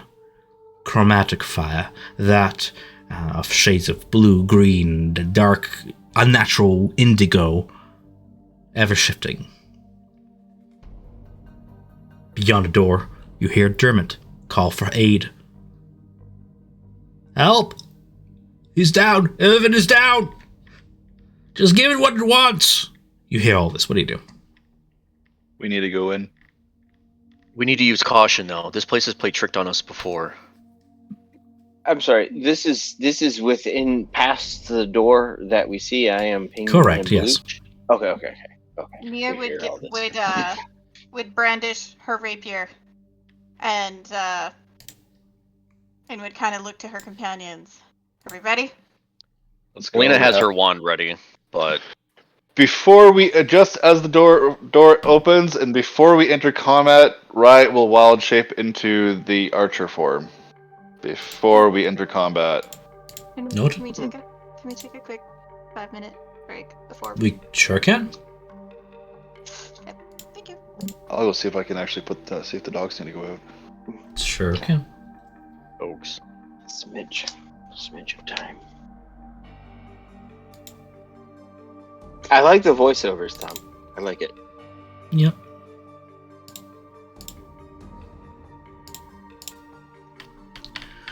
Beep beep beep beep beep beep.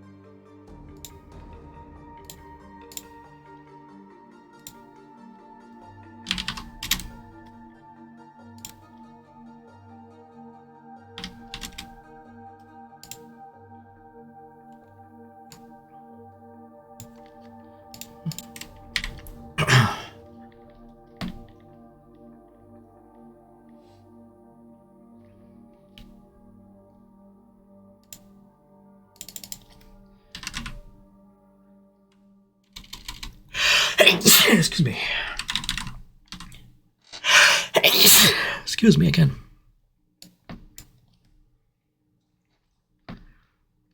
Bless you. Yeah.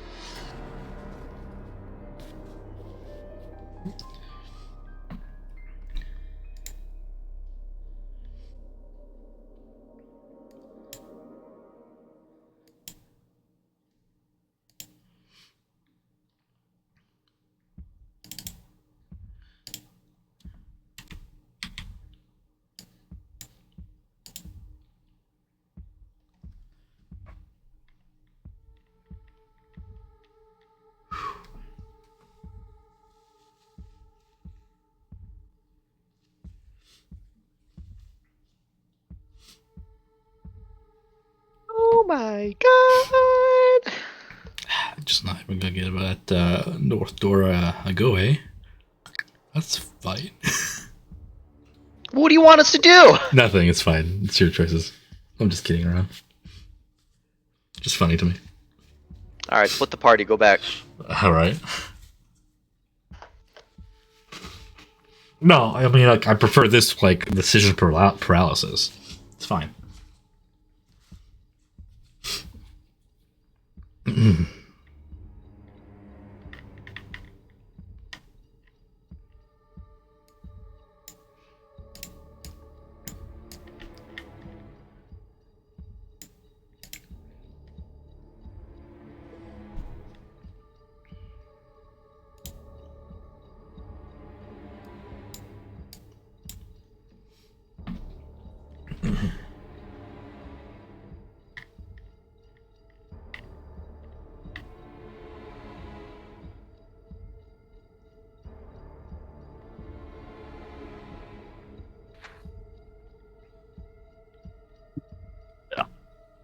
I just want to eat all the chocolate chip cookies.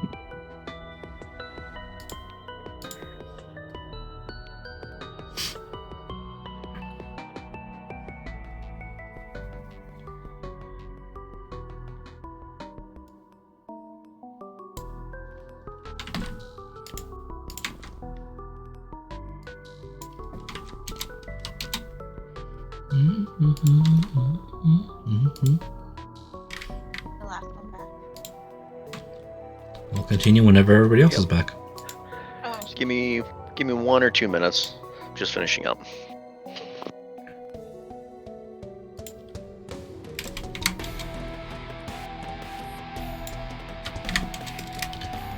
I am back. Just give him a couple minutes to Nick. Oh no. No, I just remembered us entering combat and not having wild shape up, and it was like the most detriment thing ever. you try more time at the front, cause Party wants her at the front. I mean, Rye would have taken it, been at the front. I mean, his AC would have been 17, a little bit higher than yours, but Yeah, but are you ready to be at the front? Are you not still clinging to your I'm no longer a rampaging warrior? Rye just lost rice pudding. I mean, Rye's pretty pissed. Alright, I'm back. I'm ready. But are you not still like clinging to your vestiges there? I have one vestige, and it's not even awakened. I didn't mean that literally. I don't know what you mean then. Will does not know what clinging to your vestiges means as an expression.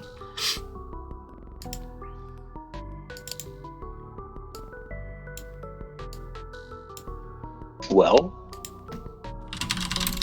Julian! Alright. Julian's pooping. Yeah. I'm here. oh here. He is What is this blue orb that's everywhere? It's a drift globe. Your drift globe? The cracked one that we got. Yeah. Drip globe. It emits light. Should I know what this is? Is this something that... Here you go. It just doesn't have lightning. For one reason or another, I don't have a handout for it, but or maybe I do, but it's not. Doesn't have a picture. It should have a drift globe handout. Basically, it cast the light cantrip just like a similar like torch. Originally, before it used to be a daylight spell, but given that the orb is cracked, it only casts light now. Riot can actually cast daylight on the orb, though. You can cast daylight on. It's in Nia's possession, but like Yeah. anybody can hold. It does.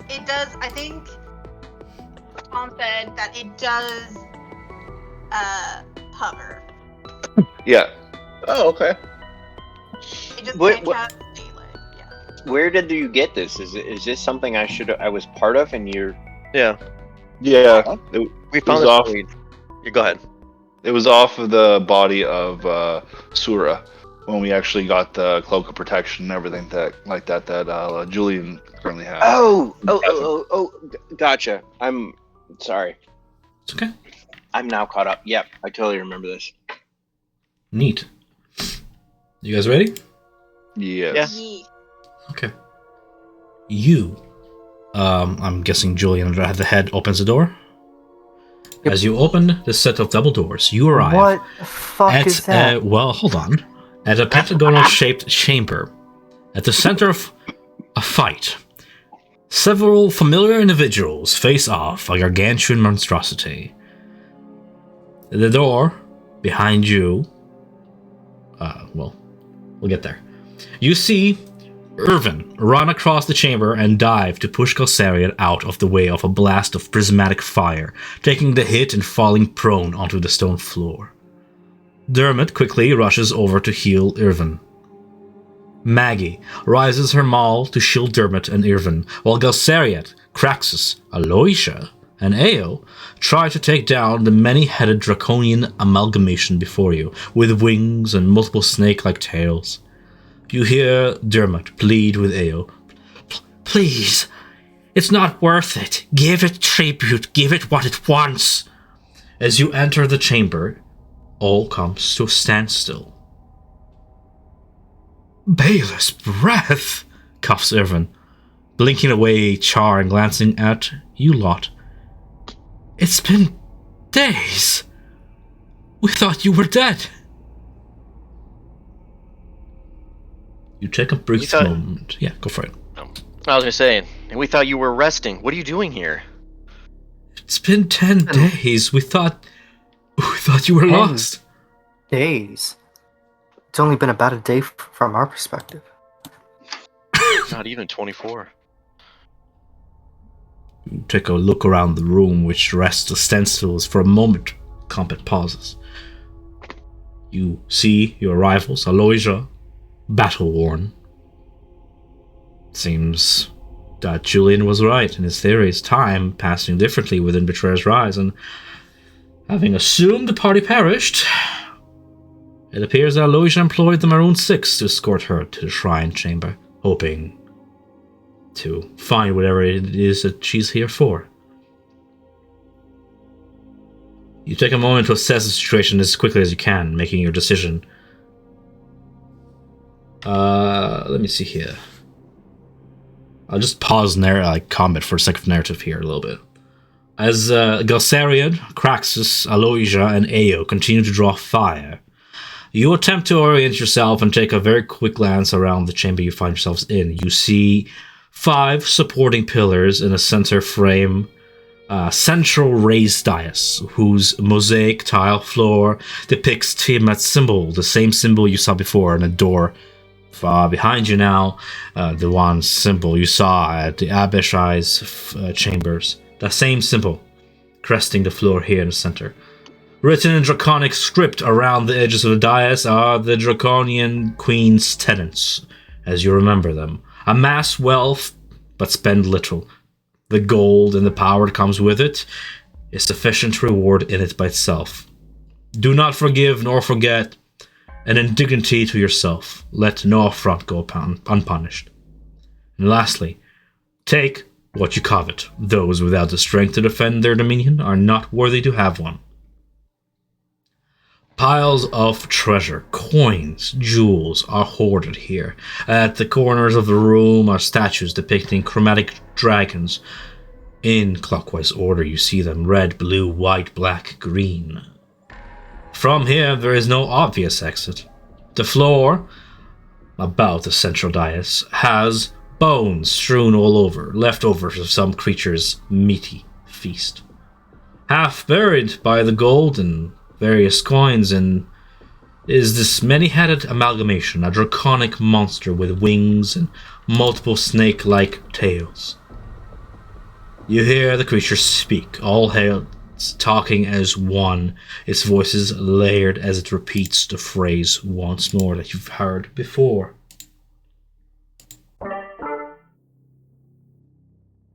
In order to pass, you must submit and give tribute, lest you die fighting to defend your dominion. What do you do? Can you put the tenants in No. chat, please? Sure thing. Here's the whole thing. Thank you. Zena, you don't want to use the scimitar, right? Maybe we should just offer that. Sure. Is this thing actually Tiamat? Yes. Is this actually? Is this actually Tiamat standing before us? Anybody's That's a guess. good question. You can only. Does this Mhm. does this look like a full scale Tiamat, like a full scale? I imagine ancient dragon, or is this like an aberration? Is this an illusion? Well, you see where I'm going, like size. Is it like to scale? Scale. Does this look like a full-scale god? No. Does it look like a full-scale adult dragon? Yes, and then some. Okay. You can only really operate on the information you have. Perhaps if you've taken the time to walk around the dungeon some more, you would have been better armed for this moment, but alas. You come upon this with knowing only that which you know. Gods tend to be gargantuan, even beyond that. It's the size of entire cities when they've taken form. This, if it is an avatar, it is an amalgamated, what's the word I'm looking for here? Imitation of the real thing. Intimidating nonetheless. It gives you a choice before you. The choice will perhaps buy you your life and a way out. It asks from you your riches, your gold, shall appease it in all of its entirety. Otherwise, defend your domain. Fight alongside these others who have refused. And should you survive, you would appease it in another way, having defended your domain as dragons do. The choice is yours. If we present the scimitar, make sure it's for everyone, if we're to go this route, that we all have passage.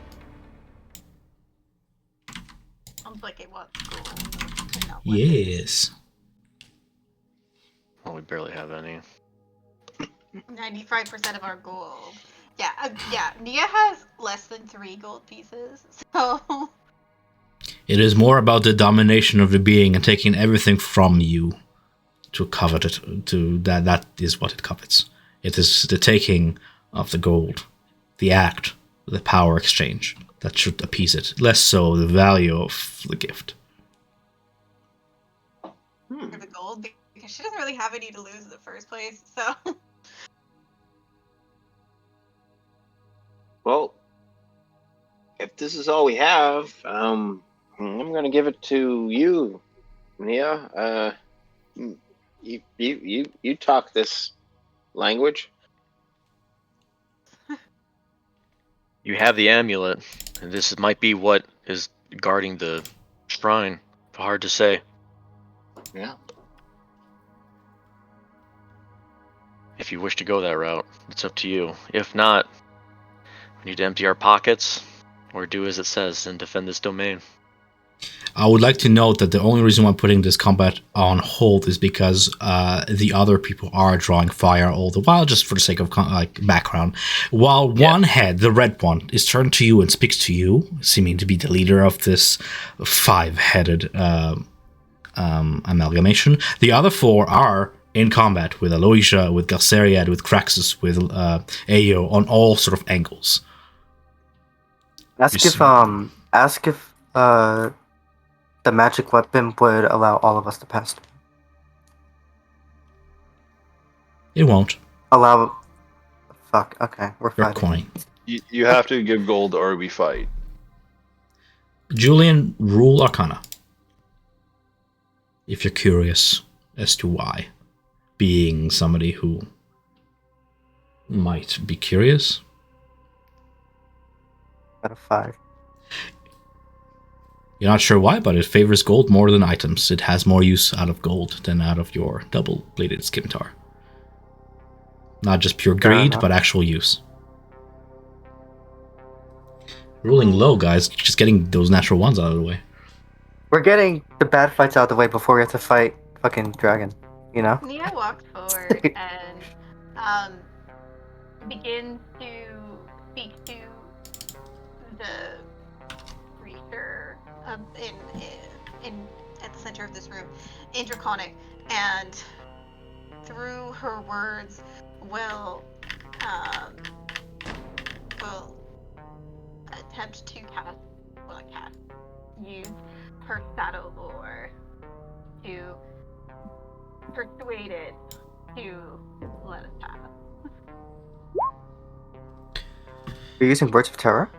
Only when in possession of the shadow. jewel, you gain the ability to weave dark magic into your words and tap into the creature's deepest fears. As an action, you magically whisper a phrase that only one creature of your choice within 30 feet of you, which you approach it, must make a wisdom saving throw against your spell save DC of, what is that? What is your spell save DC? Okay, we'll get that in a second. Automatically succeeding on it if it doesn't share language with you, which it does. On a successful saving throw, your whisper sounds like an unintelligible mumbling that has no effect to it. On a failed saving throw, the target is charmed by you for the next 8 hours, or until you or your allies attack it, damage it, or force it to make a saving throw. It interprets the whisper as a description of its most mortifying secret. You gain no knowledge of the secret, but the target is convinced you know it. The charmed creature obeys your command for fear that you will reveal its secret. It won't risk its life for you or fight for you, unless it was already inclined to do so. It grants you favors and gifts the rule of close command. When the effect ends, the creature has no understanding of why it and such effect. Once you use the feature, you can use it until you finish a long rest. Cool. So, sorry, what is the wisdom saving DC I'm rolling here for this creature? 14. 14? Mm-hmm. Rolling that one, Tom. Come on, we got all our low rolls in. Dang it. 14. Oh my 14. god, no, it succeeds. Meets Yeah, it succeeds.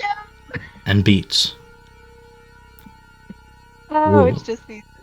I want to give my inspiration. What does that do? What Wait. just make You, it real? you cannot Can't give use inspiration for me inspiration. to have disadvantage on my roll. You can give inspiration to give Melina would advantage have to somebody else. shift it. As you present forth Actually, do the I jewel. have? Yes. Hold on, let me see if I have a spell. Sure thing. Yeah, sorry. That's No, the whole it's fine. thing. Use your resources. It's what your character is. Fine. I have so many things that I can do. It's 60 feet of your size roll, ability check, or saving throw. Yeah, I'll silvery barbs. Silver God, barbs. fucking, I hate this roll 20 sometimes. Yeah, go ahead. Are you silvering barbs it? Yes. Yes? Nick, I already rolled initiative. Oh, yeah. This is for the sake of saying who acts first.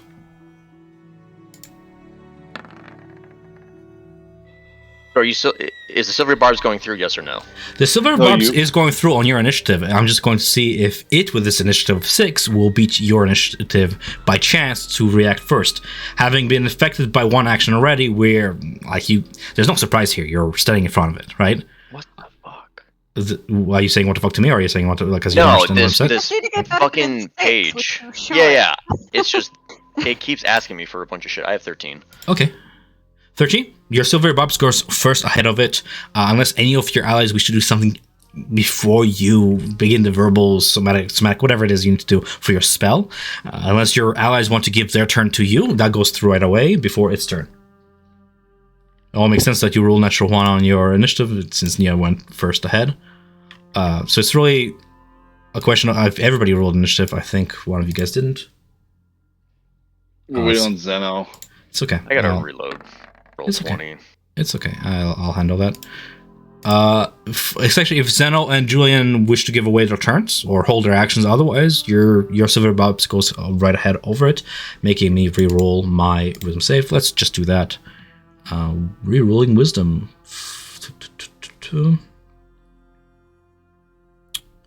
With advantage because it has more than one head.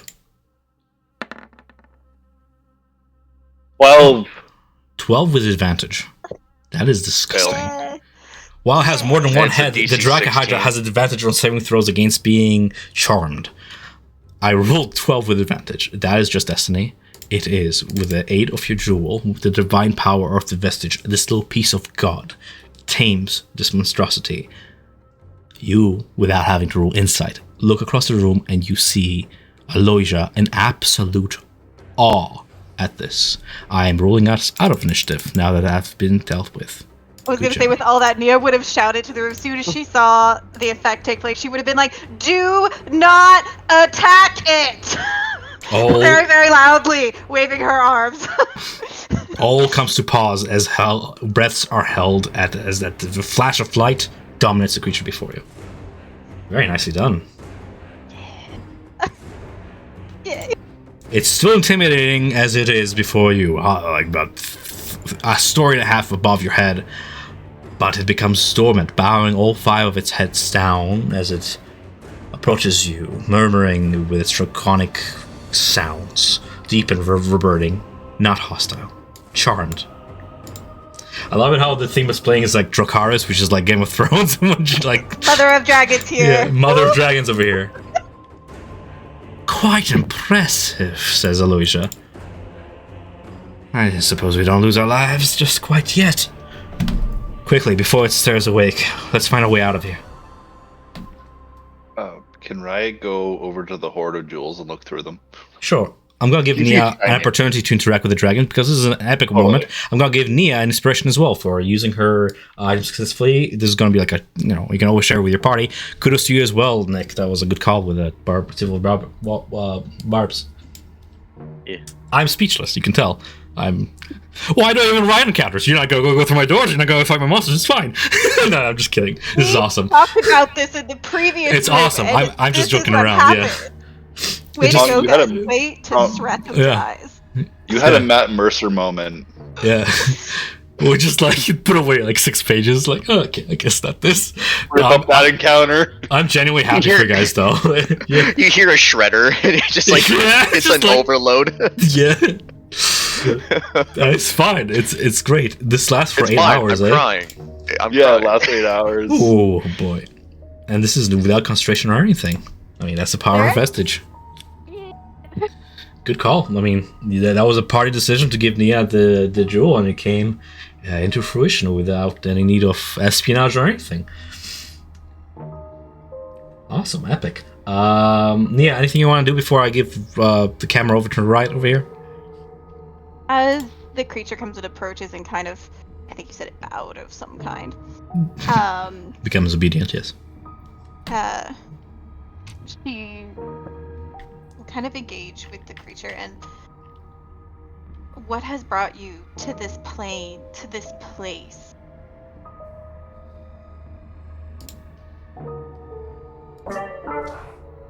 I was created by the blue Abishai of my kind, hatched from 5 eggs and then by arcane means fused, grown by the powers of the shift of time of this place to guard this chamber forevermore. Regarding this chamber, what are you? But what is beyond this chamber? A shrine of the divine. Though our queen lies banished, her essence still lingers on this plane.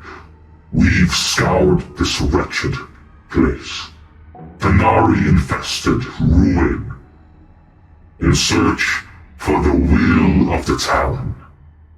Our diviners found a strong arcane presence so divine it may be the vestige of divergence we sought for so long.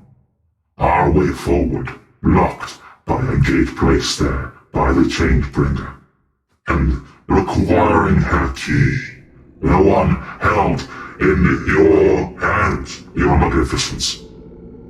We've recovered a piece of this artifact, only to lose it to the ceaseless incursions of the abyss, but you, all-knowing as you are, all-powerful, recovered it.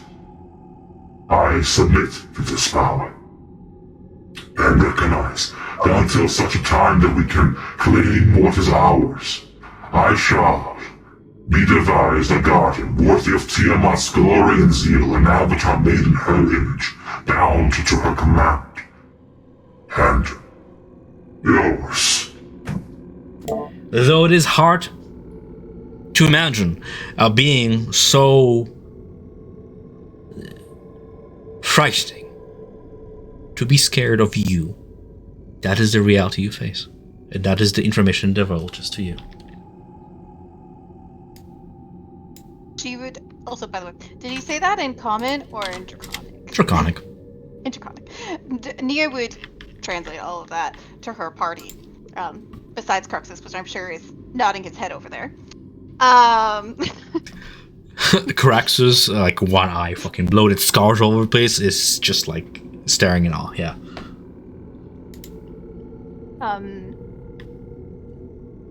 And she would kind of look to her party to see what they can gain from that, from what has been said already, and ask if there's anything in particular besides a way out, which we will get to. If they would have any more information they'd like to perhaps ask. Mm-hmm. But which way is the door to the shrine? Looks like there's 5, and we came from 1. So what other 4 has the shrine behind it? Or leads to the shrine? 1, 2, 3, and 4. What piece of the artifact did they recover? To answer Nick's question, it answers to, imagine Nia acting as a sort of middle person to these questions. It answers back in its own language that the door forward lies to the right hand of its creator. That is what it has been told, and that is as far as its intellect can tell it. Like, it's as far as it understands. To the right hand of its creator. The artifact they recovered, I'm not sure what you're asking, sorry. And it said that it found it recovered a piece of the artifact only to lose to the ceaseless incursion. Can it describe like the piece that it found? I'm wondering if it's the same piece that we found or if it's maybe the piece that we're missing. It is currently held in Nia's hands. And this is all being explained. Right, you're going through the treasure, eh? Yeah. Unmoved by the domination of a dragon, you go through shinies. That's fine.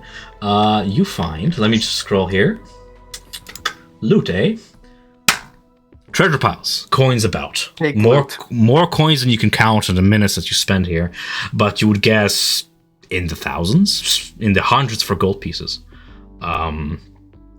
Among the various gold coins, you find also what looks to be, we first thought it was like a coin, but you pick it up, it's a scarab, like a bug, a beetle. Scarab made of solid gold, pristine, and I imagine you pick it up or you just look at it. He'd pick it up. As you pick it up, it animates into motion, like some sort of construct, tiny in your palm, crawling about, spreading its wings and fluttering a little bit before setting them back, crawling about your hand to the back of your hand. You can see there are 2 gemstones set where its eyes are at. It's alive and animated.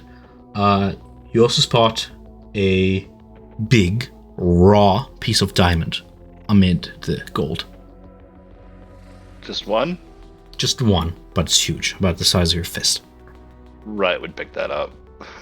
It's heavy, dense, sharp at the edges, unrefined. Has a little bit of that mineral stone crusting about it. Not really shaped, but there's enough of it to, by the heft of it, 300 gold pieces worth. Right is going to pick that Nice. up, and he's going to put it in his sack, and take some gold as well, and keep staring at the scarab. The scarab, you say it has 2 stones on the back, and it's animated? It has 2 stones where its eyes would be, sort of signifying 2 little insectile eye slots. The creature looks like, I wonder if I have a picture of it. I'm sure I do. Yes, I do. Is there any writing on it? Well, I'll show you the picture of it, and then do it based on the picture. We'll see if there's any writing on it. I'm just opening the handout for it. I didn't realize, because we're just jumping here. We're jumping rooms, we're jumping combat, so I'm scrolling down and catching up. Let me put it here. Man, giant kudos to you guys for just like using tools on hand. Yeah, it doesn't have so much writing as inscriptions upon its body. It looks like this. I'll paste it in Discord as well in case you want a bigger picture, but here you go. My god, that looks like something from like Anubis. No writing And it's on the back or anything on the other side. Just looks coin-sized with 2 little gem slots for eyes. If Riot tried putting it away in his pocket, will it stay there or will it stay crawling on him? Roll me animal handling. Oh shit. He was just trying to coax it in gently. Roll me- Later. Yeah.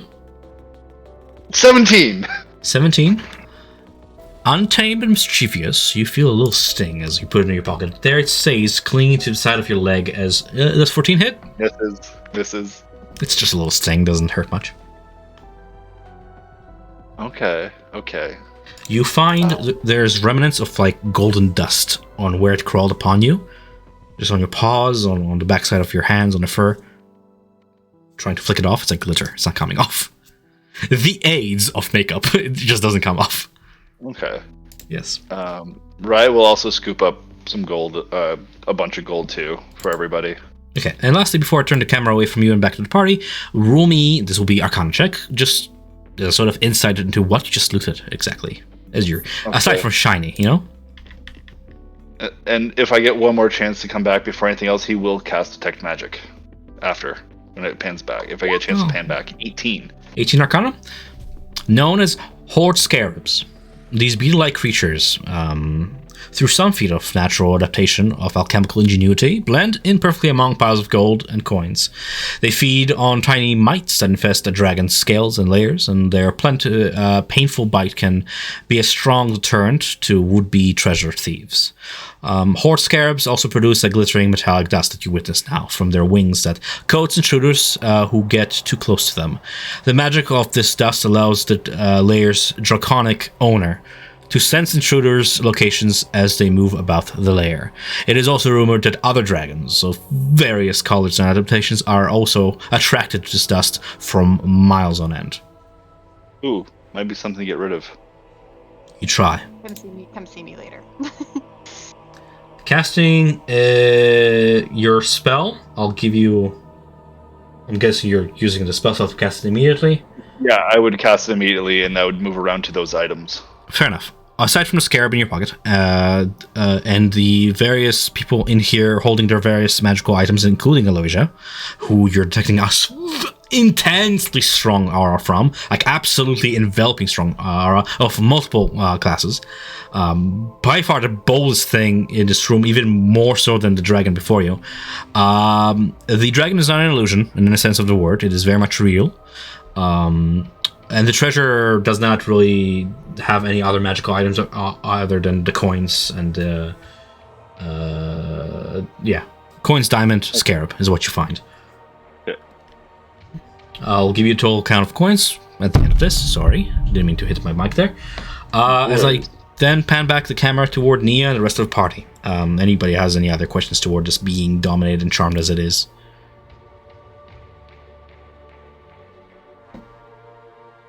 Off the top of my head, no. Nia would look around the room at the 5 colored dragons and ask it, do these hold any specific importance to Tiamat? Or are they These? decorative? What are these? Sorry, I don't have context. Oh, sorry, the 5 colored dragon. Pointing toward the color of the dragon statues, there are defense mechanisms of the chamber which would have been relevant should you have fought it. This is a means of trial to see should you be able to defeat this being. The individual who has tamed this creature and put it here, hoping to quell the tide of demons wishing to enter the divine chambers beyond, and desecrate it, accounted for this being and the statues serving as enough of a defense force. Each statue exhumes a different sort of damage type, if you will, fire, acid, frost, to sort of deal with all manner of demons, and all do-all solution, if you will, to protect the chambers beyond. Now, that the path forward to the chamber is to the right hand of your creator, which you said was a blue Abishai. So I'm going with that means this one. Yep. How long, Melina will look to Nia and ask, how long does this hold last for?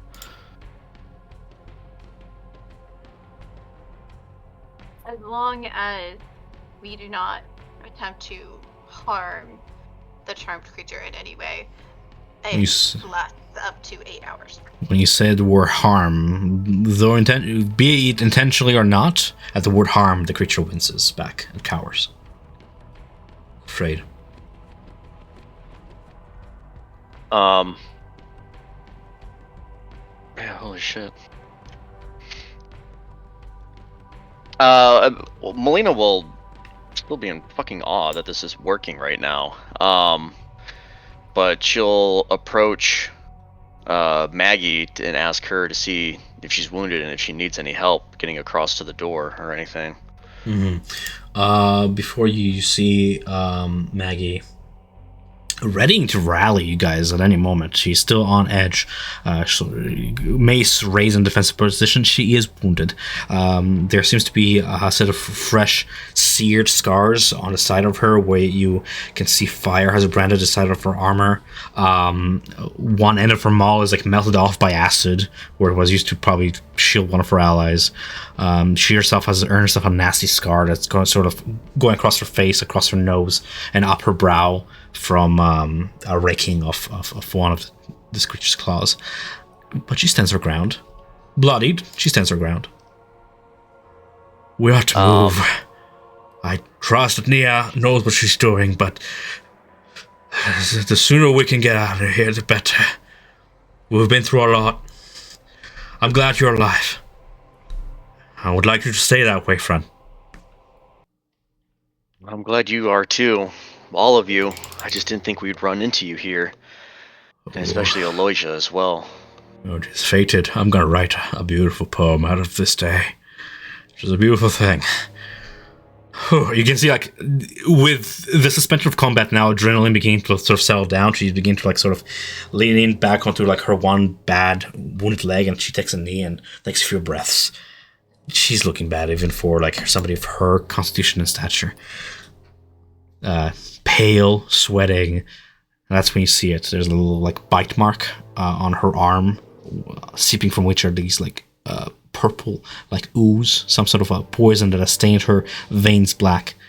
This creature was a hell of a thing to fight, even for the short while they did. And you probably saved her life. With your action, with Nia's action, with everybody acting together. Yep. I was going to say real quick, when Zeno was walking by, I was going to hand him a sack that I have and just kind of do like a little head nod, just give it to him and head nod to give it to Riot so he can put more money in it. Whatever he can't carry. That sack can hold up to, I think, 30 pounds. So just so everybody knows, Riot is about to bolt out of this chamber to go put out the flames on rice pudding. Wait, what? Might We're be supposed to fire? Wait, what? Might be a little Might late. be a bit late. Yeah. No, But to be fair, there's a body, yeah. there's a body. Riot can bring rice pudding back.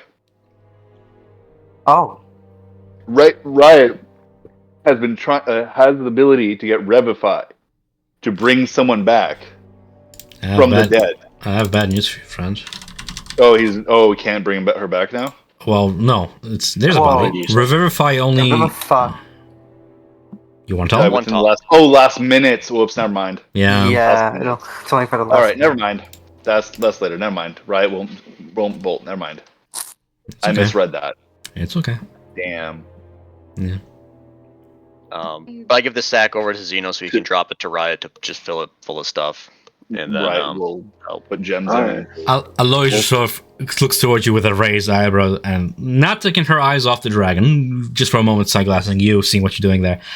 I only suppose it is fair if we all took a fair share of this. I personally know that I could use the finances, especially having spent them on this lot. Not that it was not worth it, but I would not pass up an opportunity to take it all. Riot She has plenty. She has plenty. Let's indulge. Riot will look over and is like, "There's plenty of gold all the way around. Do you not have sacks as well?"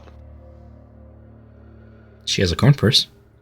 Essentially, if you take the time, because you have time, I won't be coy about this. You have 8 hours apparently. Take it all. If should you wish to divide up among only your party, which is about 5 characters. Yeah. It'll be 41 gold pieces and 382 silver pieces for each of you. Among 5 players. Divided amongst 12, because we're counting Aloysia here, it will be 17 gold pieces, 159 silver pieces instead. We can divide only the silver pieces. All together, for those of you who like to count beans, the total hoard amounts to this much. That is the total. And there's only one gem that was in there. There's no other gems. Just that one. Diamond. 300 gold pieces diamond, which has been the exception. You're not even sure if it's part of the hoard or was dropped by somebody else. Right has put that away. If you want me to do a stealth check on that, I will. But he's taking it and he's keeping it. Nobody everybody is too awed by the fact that Nia has just tamed a Dracohydra to have even made you rule that. So I just give that All to right, you for perfect. free. The only thing is that's on your conscience. You've heard it say that it only takes coin and it only has use for coin. So that's why I'm sort of giving you the maybe it was part of its hoard, maybe it was dropped by somebody else. Your choice. Riot being the feline he sees something extremely shiny. He given Tabaxi nature, he is in awe of it, and he's not letting it go. And a diamond is so rare, so take what you can. Riot will say, "Sure, I don't mind. I have no issue with splitting this. It looks like a decent amount, but not crazy."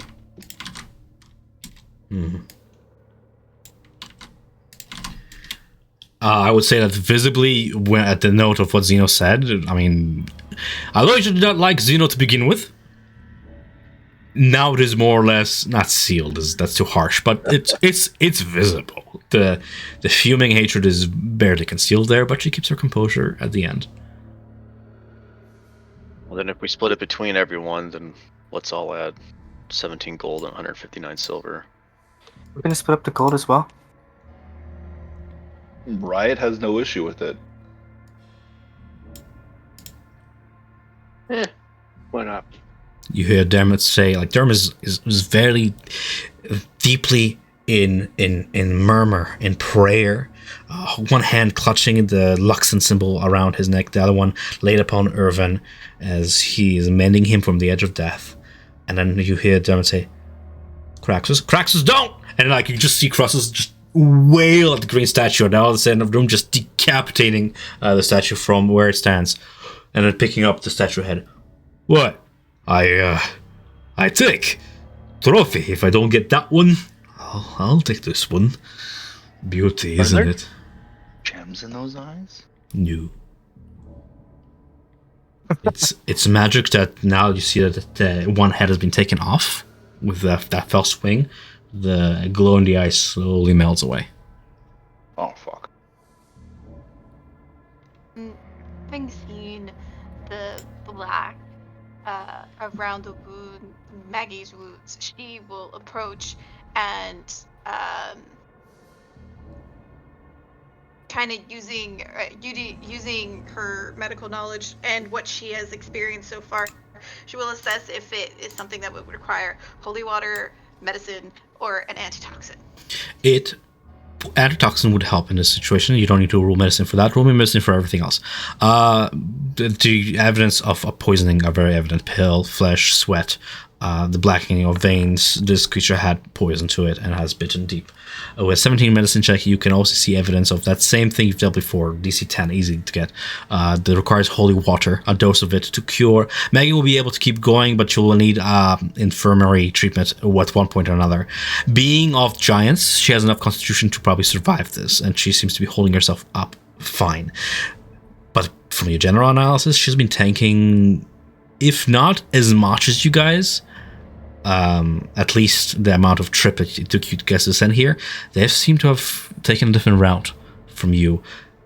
Perhaps after you've entered, time is funny in this place, but they've been through their fair share of trials. You can see evidence of prior healing, bandaging, magical healing, scars upon her arms from where she got lacerated by what looks to be it's like somebody took a bunch of razors and just like peeled flesh from the side, and it has been like healed over and scarred. They've been through a fair ordeal. Applying antitoxin and a dose of that holy water, I'll allow you to rule healing, and I'll add on top of that, just because you're using up resources for an additional 2d6 healing. Nia would provide her with an antitoxin and would kind of look amongst her party, and Riot would bring it over the holy water. Yeah, I was gonna say I think it was Riot that had the other one. Excellent. And now I think we're out of holy water. I think. Thank Riot you. would hold it up and say, "Maggie, you better get better with this," and passes to Naya. Naya would apply, would hand the bottle of antitoxin to her to consume, and would spread the holy water along the black wounds. Do save some for my friends. Irvin has taken a hit for Gulsariad. He's looking bad. Wouldn't want to lose him, but thank you. And she like dabbles a little bit, like a small, like a bandage for her, like fits between two fingers. She dabs it here and there where required, and slowly the wounds begin to heal up with your magic. If you wish to use your medicine kit, with addition to that 10 healing, but she's looking a lot better now. Irvin, from the lot, Irvin looks like he just came back from the edge of death. Like Dermot. Does he have black ooze? Or Does he have black ooze on him too? No.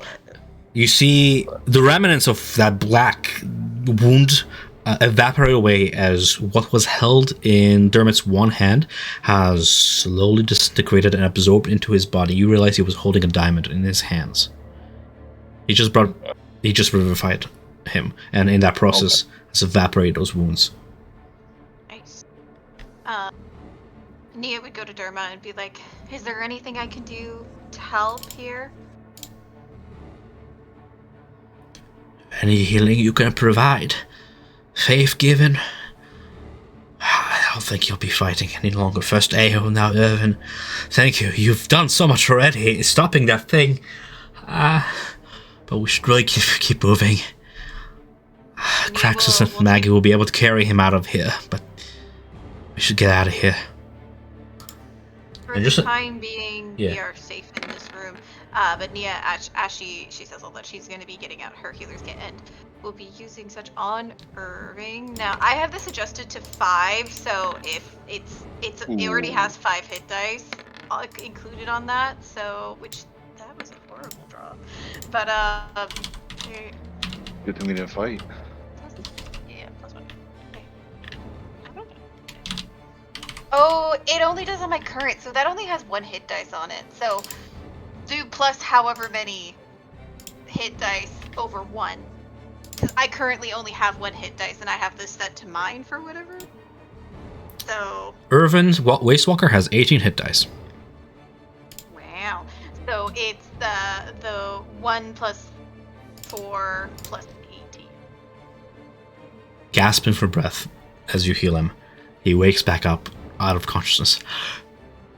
I sighed. Home. Where am I? And it just begins like crying from the pain, but alive.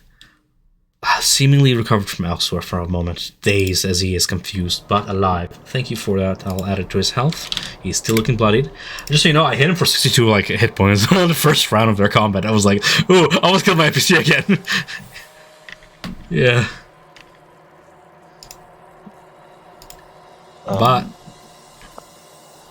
Riot would walk up to Aloysia with her split of the gold, the 17 gold and the 159 silver pieces. Sure. And he would hold it out for her to take, but when she would grasp the bag, he would put his hand underneath hers, cupping it gently, and say, "I do hope that you will let me go and see your archives if we manage to go to Ank'Harel. I am very curious to what you guys have learned in all the stories you've heard. My tribe listens to stories, and that's how we learn and share and grow. So I hope this is a good gesture towards gaining your trust to be able to see some of these stories." She holds your gaze for a good 5-10 seconds and then simply says, "It's a start." Says nothing else. To be fair, I wish to go with you. The party shows otherwise, though. Fortunately, unlike this amalgamation, you are not a part of many. And an individual capable of making your own decisions, and hopefully the correct ones. The Vermilion Dream will hear of this. All of it. But I make no such promises. You would have to earn a trust. Just like anybody else. But this, and she points to the coins, is a start. Without delaying any further, I suggest we move on. The chamber lies just ahead, within our reach. I commend you on your arcane efforts. Even I must admit that I couldn't have pulled anything like that, but I suppose that is only the tip of the iceberg that is the vestige. She looks hungrily toward the item held in Nia's hands. But, shall we? And she points toward the door that you guys have deduced to be the exit. Isn't this where our story continues, but where yours ends? Weren't you looking for crystals and not the shrine? Is that a threat? There's no threat in my words. I was just asking. Speaking of which, did you find the crystals?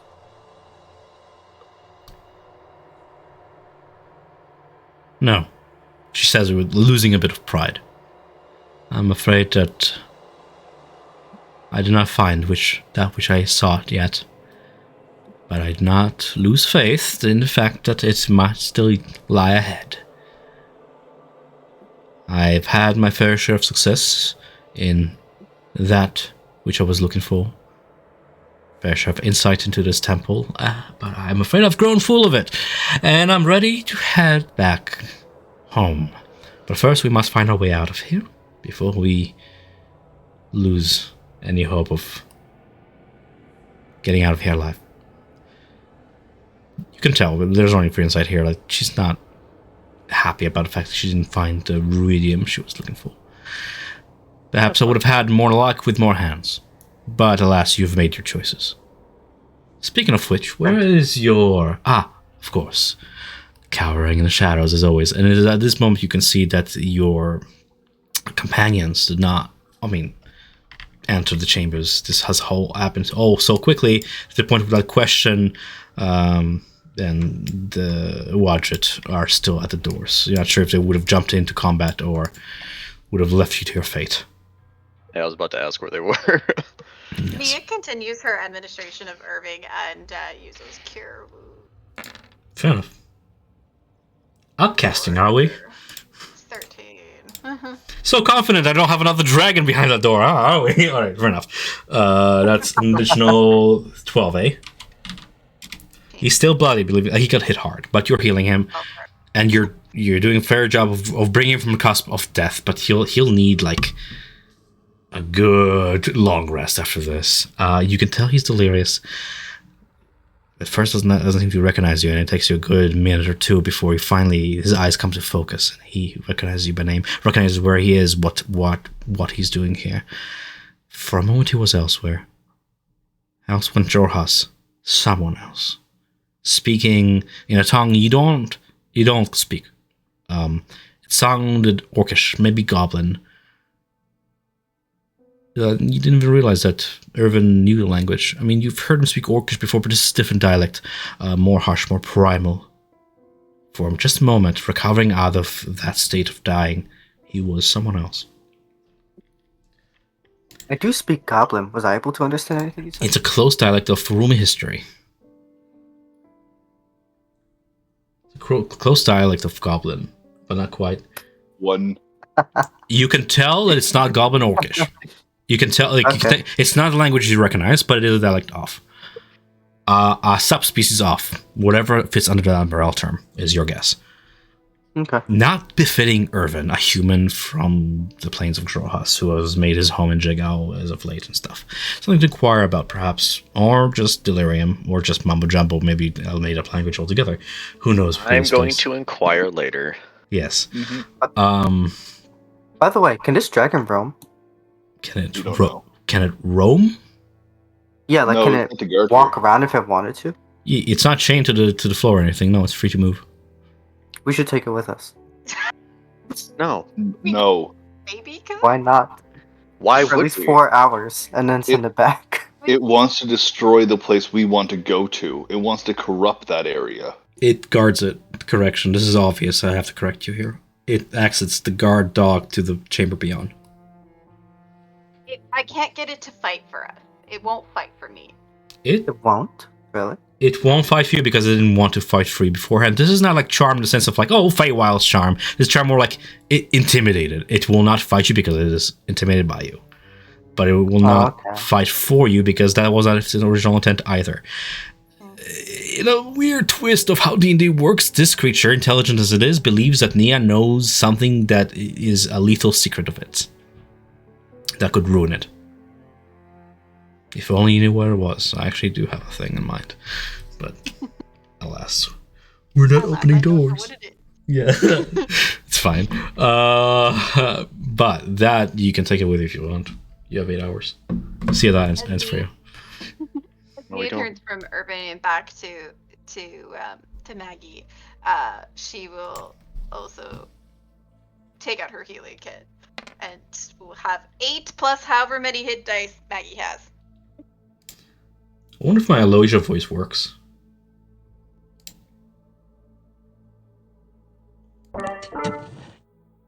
Keeping down offense is quite impressive, I must say. I don't even see that quite often. Very much commendable. It works. Mint. Plus however many hit dice she has. Healing. Okay, you're healing. I noted that. Don't worry. I'm adding it. I'm looking for us to see what the rest of the party wants to do. How's this door open? Oh yeah, it's still locked. Hey. Yeah, hold on, but Oh. do you have anything? You've been quiet. Maybe he muted himself. Anthony? No, I was collecting gold, and I've been latched on to what Nia had said about the blue dragon was the creator and the right hand of the blue dragon, right? So the door to the right. What it said that when I said what brought it here, it said it was brought by a blue Abishai, which is not technically a dragon or anything like that, but the best I can deduce, and it doesn't seem to have a better answer than that. And also, when we say move forward, this is the path to the chamber. It's not necessarily a way out. Do you keep that in mind? Yeah. No, but that to me, if we talk about colors, that makes the most sense to me. So I would say let's go through that door. Does anyone else have a question in mind that might perhaps we can maybe ask it, that maybe it could give us, I don't know, more coded messages about where we need to go? I'm sorry if they feel coded.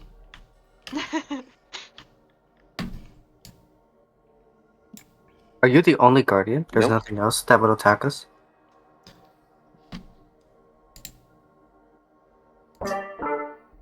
I was sufficient enough. It Okay. speaks common.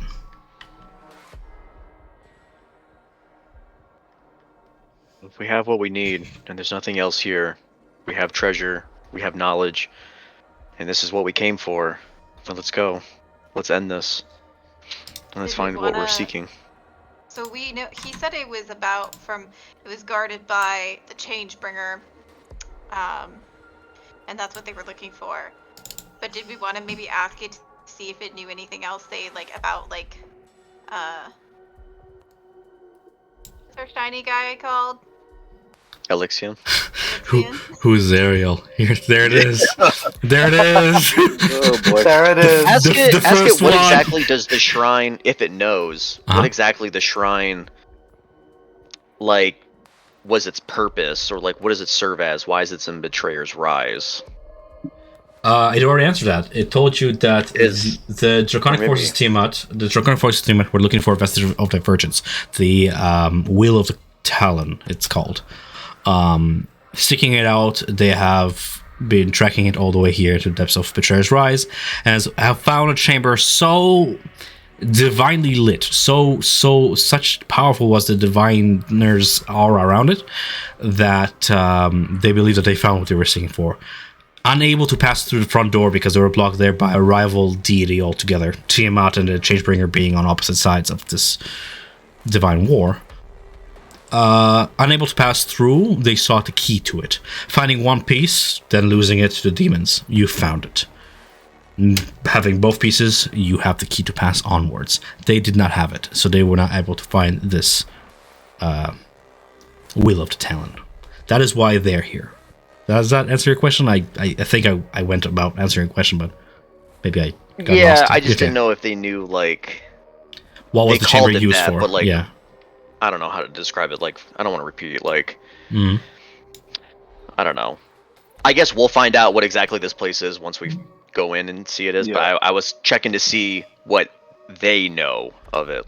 They what was believe. its purpose? What is its original, like purpose. Why was it here? Not like what they're seeking and everything. They believe Like- that the gods, the prime deities, have blocked Tiamat from what is rightfully hers, the will of the Talon, this vestige of divergence bestowed as a gift onto her disciples, brought here by demonkind because they're also at war, and hid it away. Unable to access it, they guard it against demonkind until such time they find the key. That's what they believe. Is that what they think Riot has that's not awakens the Talon? What do you have? Riot has the second one that's not awakened, the second amulet. That is one piece of the key, yes. The jewel of 3 prayers is what they're talking about being the key, yes. Oh, okay. I just Different- wasn't sure if they were calling that the Talon. Sorry. No. The Talon is an enough vestige of divergence all by itself. Okay.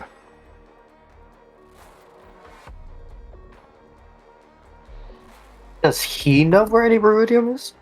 Or does he have any?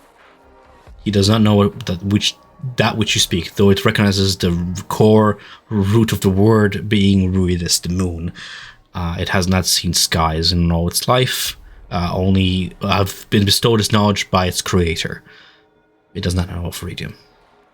I want to ask it. I have a vial of that like red kind of blood-looking liquid, but when I held it up, you could see like Ruidus like in it. Correct. Would it be able to shed more light on that? Like, does it know possibly more? The first thing you notice when you look at the vial is that it has indeed been 10 days because the moon phase has shifted. It is currently daytime, so the moon is below you. So some time has passed. And sorry, I'm so sorry, Nick. Your question was, does it recognize the moon or know about Ruidus? Sorry, I'm so sorry. Does it know about like what exactly that liquid does rather than just track the moon? Is there any other special properties to it? Does it use for anything else? From Can the it way it shed speaks, any you get light the on it? notion that it was merely a guard being.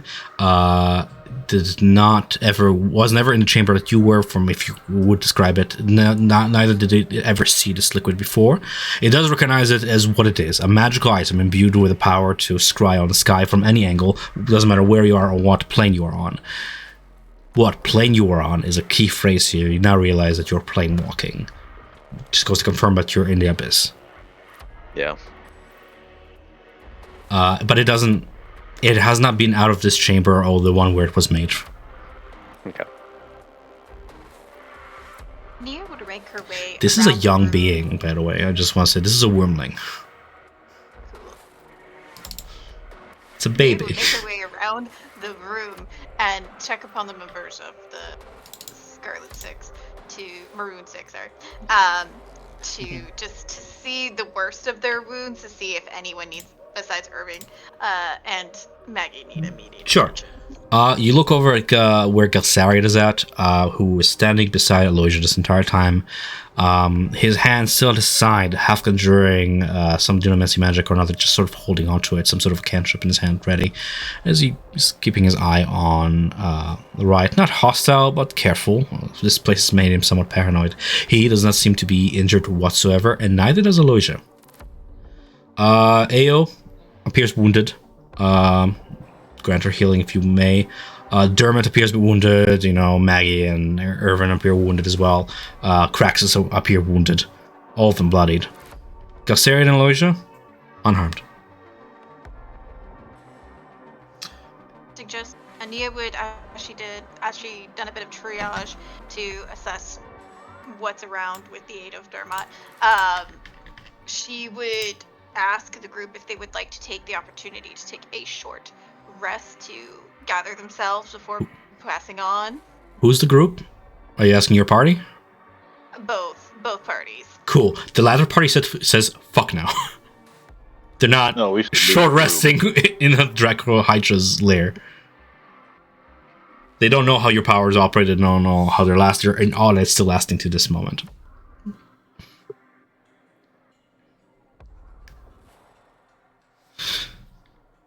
Well, if we have nothing else, then No, I don't think we should rest here. Let's Yeah, let's go to let's move go on while we have the this shrine- chance. if the In shrine is on the the- other side of the door, I mean, let's go. In theory, if this was guarding the shrine, in which they were just guarding because they couldn't get through the door or yet, in theory, it shouldn't be dangerous. In theory. It shouldn't be dangerous. It's a fucking door. Open it. Oh my fucking god, guys. I'm I've actually been wanting to go there Said for it the 3 entire times time. already. Open the door. You can Julian. open it. Let's go. Julian, take the honors. Bust that door down. Holy shit. You open it to safe room beyond. You tame my boss. You've heard it. Let's go. I'm sitting here like, I'm gonna give them like their own choice. I'm like, fucking for real. Alright, moving right along. I feel like we're Mighty Nine in the chair again. Just a little bit, like just a fucking chair all over again. Yeah. Ooh, alright, stack up, will you? Nice big stack. I'll have my NPCs stack up on their own stack. They're there. We're not doing combat, I'm just gonna put them all there with you. For the sake of visual. Pa pa pa pa. Scarab is in your pocket. There you go. Oh, that's gonna be fun to get rid of. Yes, Awesome. I'm imagining you're letting the rival party follow in your wake, yes? Yeah. Okay. I am. It's up to the group. Barricade the door, I don't know. You know. It's They're sort part of the Way vision. out. Da, da, da, da. Sorry, I'm just prepping the map here. Ania will have attempted to use prestidigitation on the golden herpes on Riot's paws. You know what? I got a golden snitch. Y'all jealous? Well, before you do that, question: what do you do with the Draco Hydra? I guess tell it to you know what? I'm going to tell it to venture away from this place and go through this door and to move away as far away from this chamber as it can go. Intimidatingly. Alright. Going through the setting down the passage that defies reality, distorting any sense of the direction before you. An unsettling feeling descends upon you once more, sort of the way it did when you were going through the caverns of darkness. Remember the winding labyrinth where you followed the lights but chose to go the path of darkness. Similar sensation. As it twists and turns, making its way through the earth to another place deep inside Betrayer's Rise, you find yourselves elsewhere. Here. Oh, pretty. Indeed. The passage ends on the east side of a circular chamber, its walls covered with softly glowing amber-colored crystals that fill a crater at the room's center. At the bottom of the crater sits an altar made of the same crystal. It looks, in case you can't tell by the map, like this. And I do believe I have a handout for it, for funsies. Player handouts.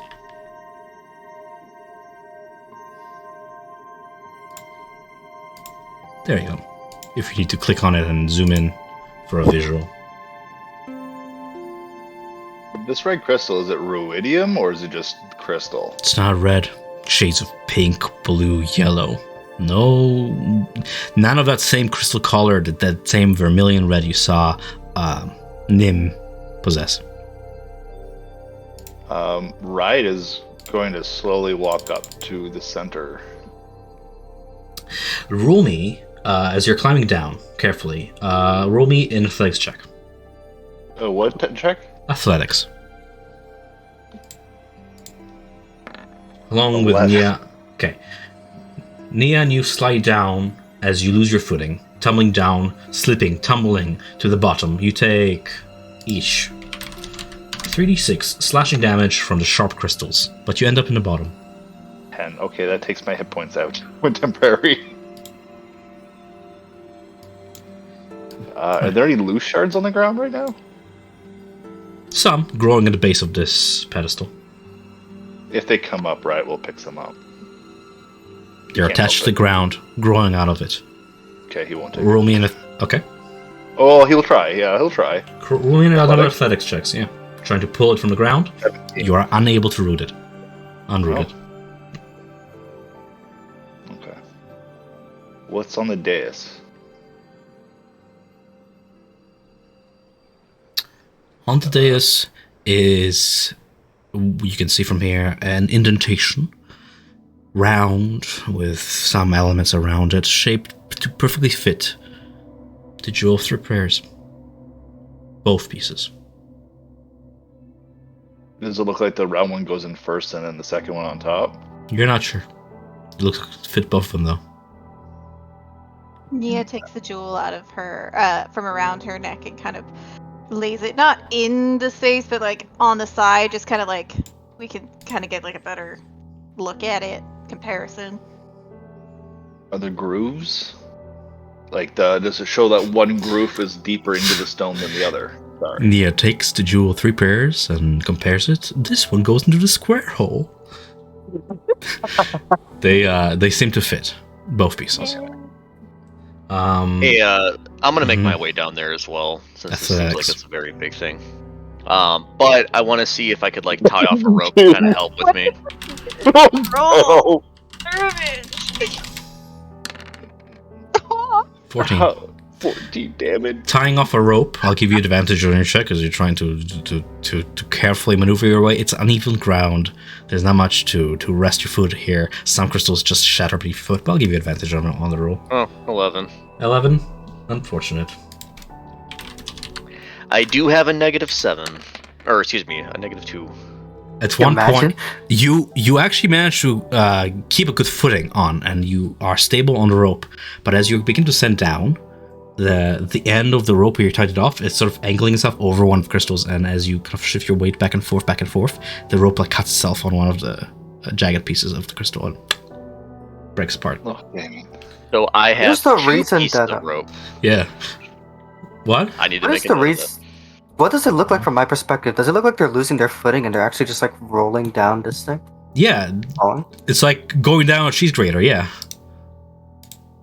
Okay, I'm gonna try going down, but I'm Go, going sir. to sort of like Mhm. I'm Yep. gonna pull out a dagger and I'm gonna sort of like crouch my body low to the ground. I want to try and use like a dagger to as I like an ice and like pick. stab at it to like last onto the like crystals behind me and sort of slowly like drag it downward as I'm like taking steps slowly to go downward. Yeah, Which dagger are you using? I'll use a regular dagger. Okay. Go ahead and I'll roll me. use Zeno's dagger. Zeno, give me good luck. You can choose between acrobatics or athletics for this one. Athletics will be like how well you can maintain your grip on the dagger as you're grinding the edge of it against this mineral. The acrobatics would be just like your roguish nature of sliding down like roof shingles, essentially. Parkour. Parkour! Easy. Parkour boys. Easy. Watch and learn as you grind your dagger. We need some sharpening after this as you grind your dagger to the bottom of this pit.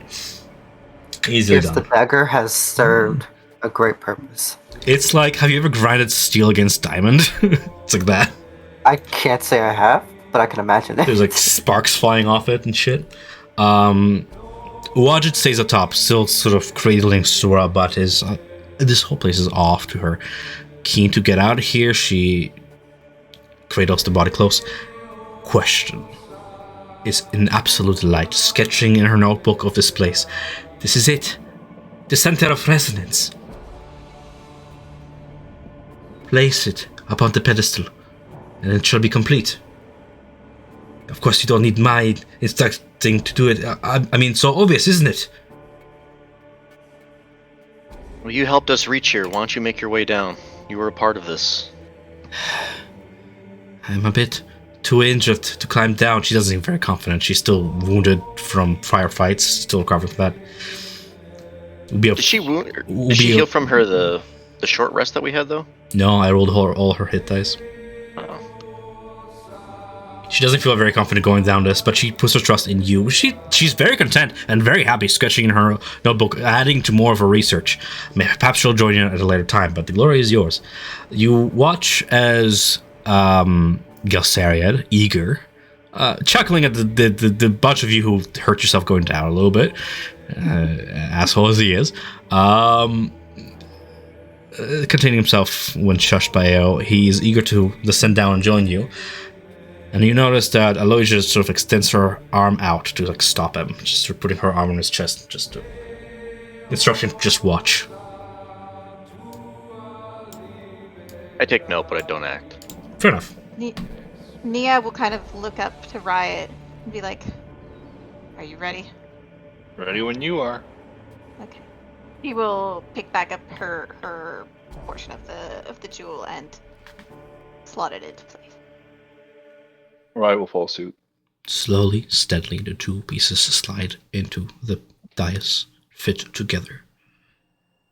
A moment of silence passes as you hold your breaths in expectation of what follows next. Slowly, steadily, a rising hum reverberates off the crystals. It is like a gentle finger sliding across wet glass. A steady, high-pitched drone. A spectral figure blossoms forth from the amulet. This warrior who calls himself Elixion, in your previous visions, looks up to you with a faint smile. He says, "You came. You followed. You can find me." The crystals around you glow brightly. Your vision goes white. Then you see a company of armored soldiers, Elixion among them, marching into Betrayer's Rise. Their expressions are grim. Though they do not speak, you can tell that none of them are expected to come home. The vision shifts again, and everyone in the company of the soldiers is dead, except for Elixion, who continues to fight while surrounded by the corpses of mortals and demons alike. He is hurled across the battlefield by the claws of a gorilla-like demon. The scene blurs, and he falls to his knees, pleading before a simple wooden altar that bears the holy symbol of Avandra, appears before him. At the end of the prayer, he is lifted to his feet by a tall young woman with light brown skin and a flowing set of black hair. A foreboding voice cuts through the scene of divine intervention, and Elixion freezes. You hear a voice.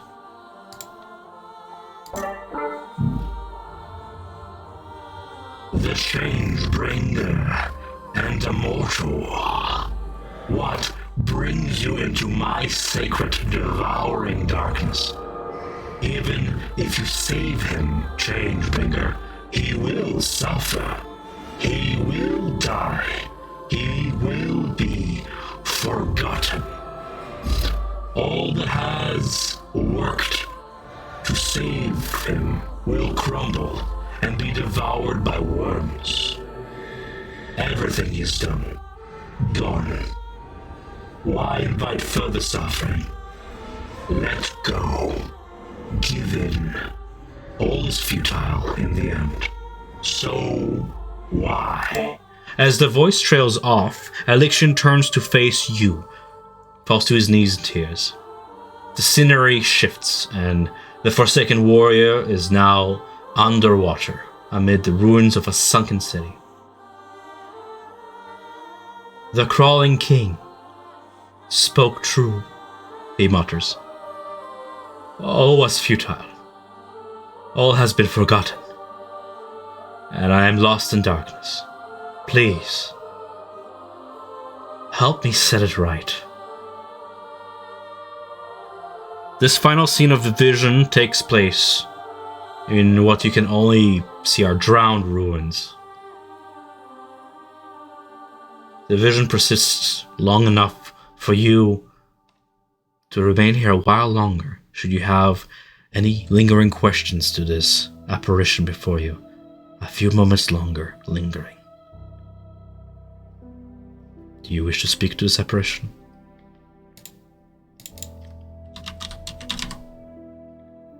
Riot would ask, where is this place? Where is it that you are pulled under? Where can we find you?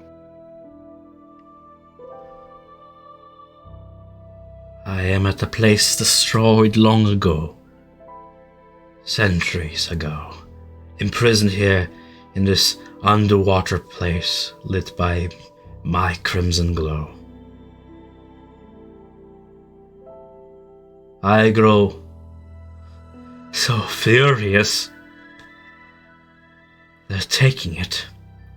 My essence, bit by bit, harvesting the source of my glow, but leaving me in darkness. It is like torture for me. I've worked hard all my life to sacrifice everything to save this place, and now it is my prison. I fought in the calamity. I was called the Apotheon.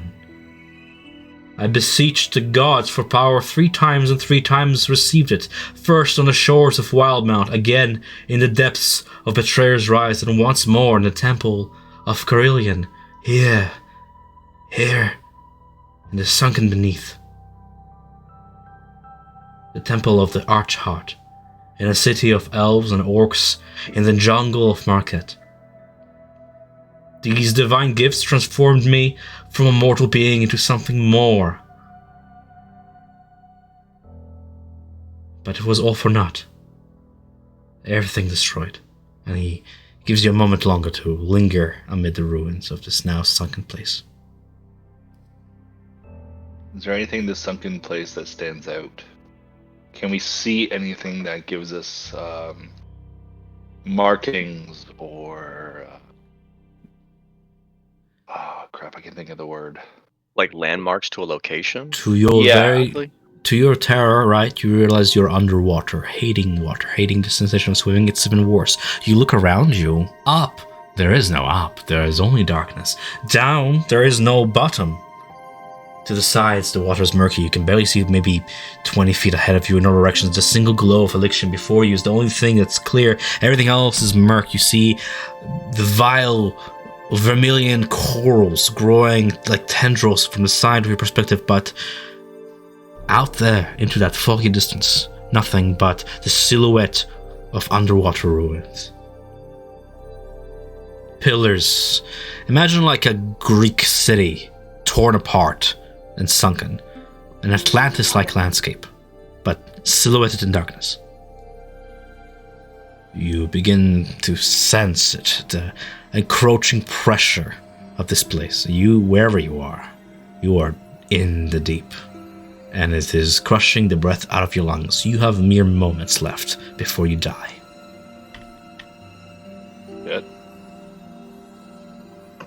In these panicky moments, does anybody else wish to address the spirit?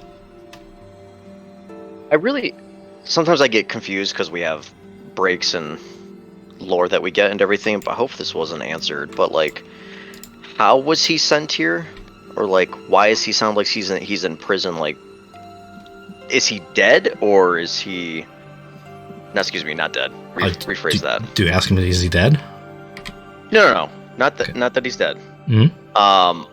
How is it that he became entrapped, like in this prison, in this darkness? If he was in a Pantheon, how is he not on the material plane with us? It seems like he had succeeded in a way of like fighting evil. So what's your question? Sorry. I don't know, something like that. Like, how did you find yourself here? Like, why were you banished to this place and not walking among the ones that you swore to protect? It seems. A moment. Give me 2 seconds to read here.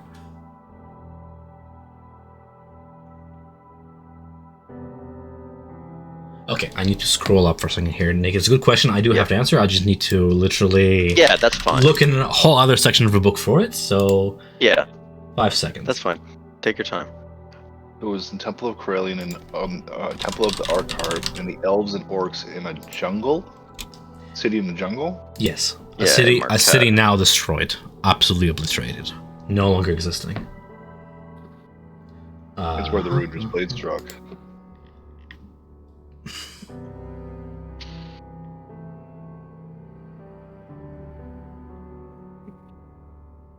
Okay. Bouncing off what Ryan just said, that will also answer your question. In my last struggle, the ruiner who despised the Archheart and swore to annihilate this place from the face of Mercate, marched onto this place spear in hand, striding into the center of the city, aiming to smite all who dared rise a blade against him. When he reached the city's heart, he raised his spear to strike the earth with a cataclysmic force. But his blow was intercepted by the Apotheon, by I. At the last possible second, I have blocked the blow.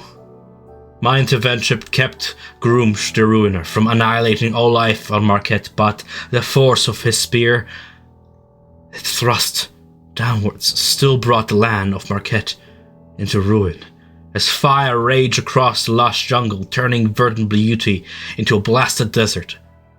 And this place, its name forgotten, shunted deep into the earth. Towers toppled, stone crumpled, and all trace of the great civilization was wiped from the face of Exandria. And in that moment of destruction, answer to your question, Nick, in that moment of destruction of death, my connection to Ruidus flared to life. A rift was torn between this world, in which alien energy from an unknown realm and the waters of this place mingled to produce this lightless realm of water and strange magic. There, in what came to be known as the Netherdeep, I have been trapped here for untold ages. I alone maintain it closed, but it consumes me. Slowly, I can feel it. I yearn for freedom. I cannot be forgotten, not after everything I've done. And then there's them, those who poach at the edge of my realms, taking me bit by bit, tearing at me. I can feel it. They take it, my glow, piece by piece. There's a fury in his voice. Yes. Furious over his defeat, furious over what he has become. I'm sorry I don't have a better answer of what trapped you here, but he remains there to keep this realm as stable. Yeah. Yeah, that's great. I got it. It's a long and troubled slumber. In his dream, in this barren cavern he finds himself, he begins to feel himself shift. His memories filled with darkness. It's a cocoon that is entrapping him. He doesn't have the answers himself because he himself is getting changed. This is just something that you'll have to inquire about more. Yeah. No, but I pick up what you're putting down. Yes. The red glowing stone. Yes. Hold on, let Will finish. The red glowing stone. The verdant red that we've seen and people have shown us. Is that you? They call the ruidium. Is the red stone you? Or your essence? I mean, he doesn't recognize it by that name, but it sounds plausible. Oh shit. He just says that piece by piece they take away from him. Take away his glow. It's like his emotions, his rage, his like all that stuff. Mm-hmm. Right, ruidium is not a term he coined, right? Oh, sorry. No, it's fine. Don't apologize. I'm giving you an answer. Like, this is also an answer. Yeah. It's not coined he termed, so he doesn't recognize it by that name. But from what it sounds like, it could be the red glow of Rudis. Mm-hmm. Oh shit. And she wants to harvest it. We don't like her. You get one more question, as in these last 10 seconds you begin to feel yourselves implode from the inside. The crushing depths here are killing you. Anybody else? I've asked enough. Who is the crawling king? Torog. Crushing darkness. It is an unpleasant, painful sensation of dying.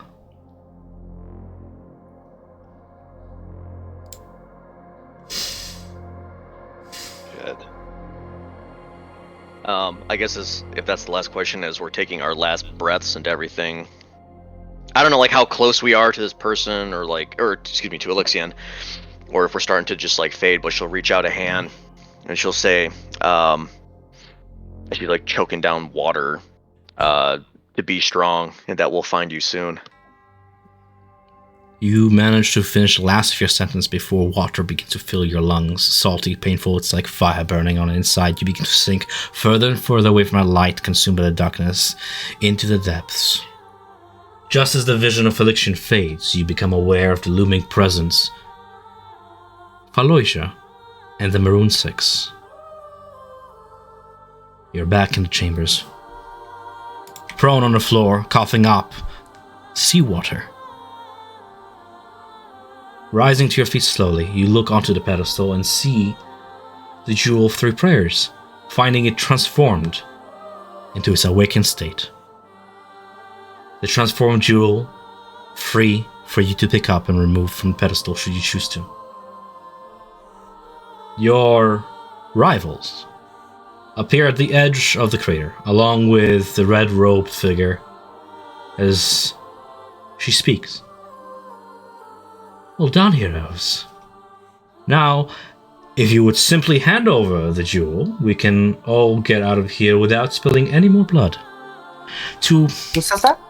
Aloysia. To coin the phrase that you used there, hun, this is the end of your story.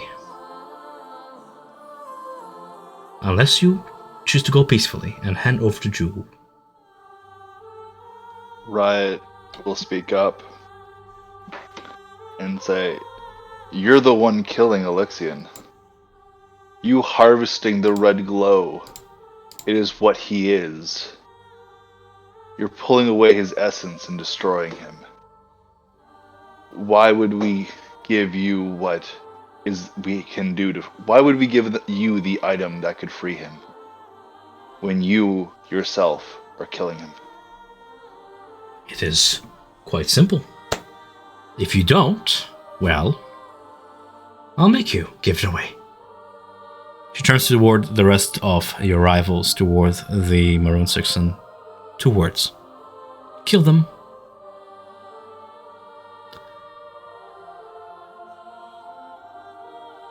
You see you make... Yeah? Well, I was for it. going to say, she just says kill them and that's it. There's nothing, no follow-up or anything. I mean, I'm just asking. Not unless you wish to follow up. I have no worry. Game ends. No.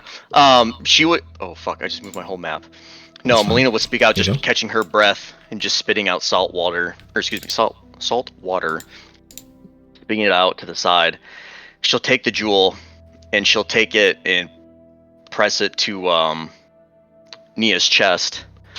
And for her to take it and get it out of sight. Nia will grab it.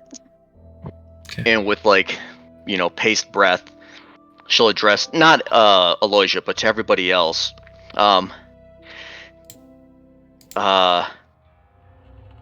This started as a rivalry, but we have been together through so much in the grotto, and we were to take this as a group to succeed together and to help Elixion.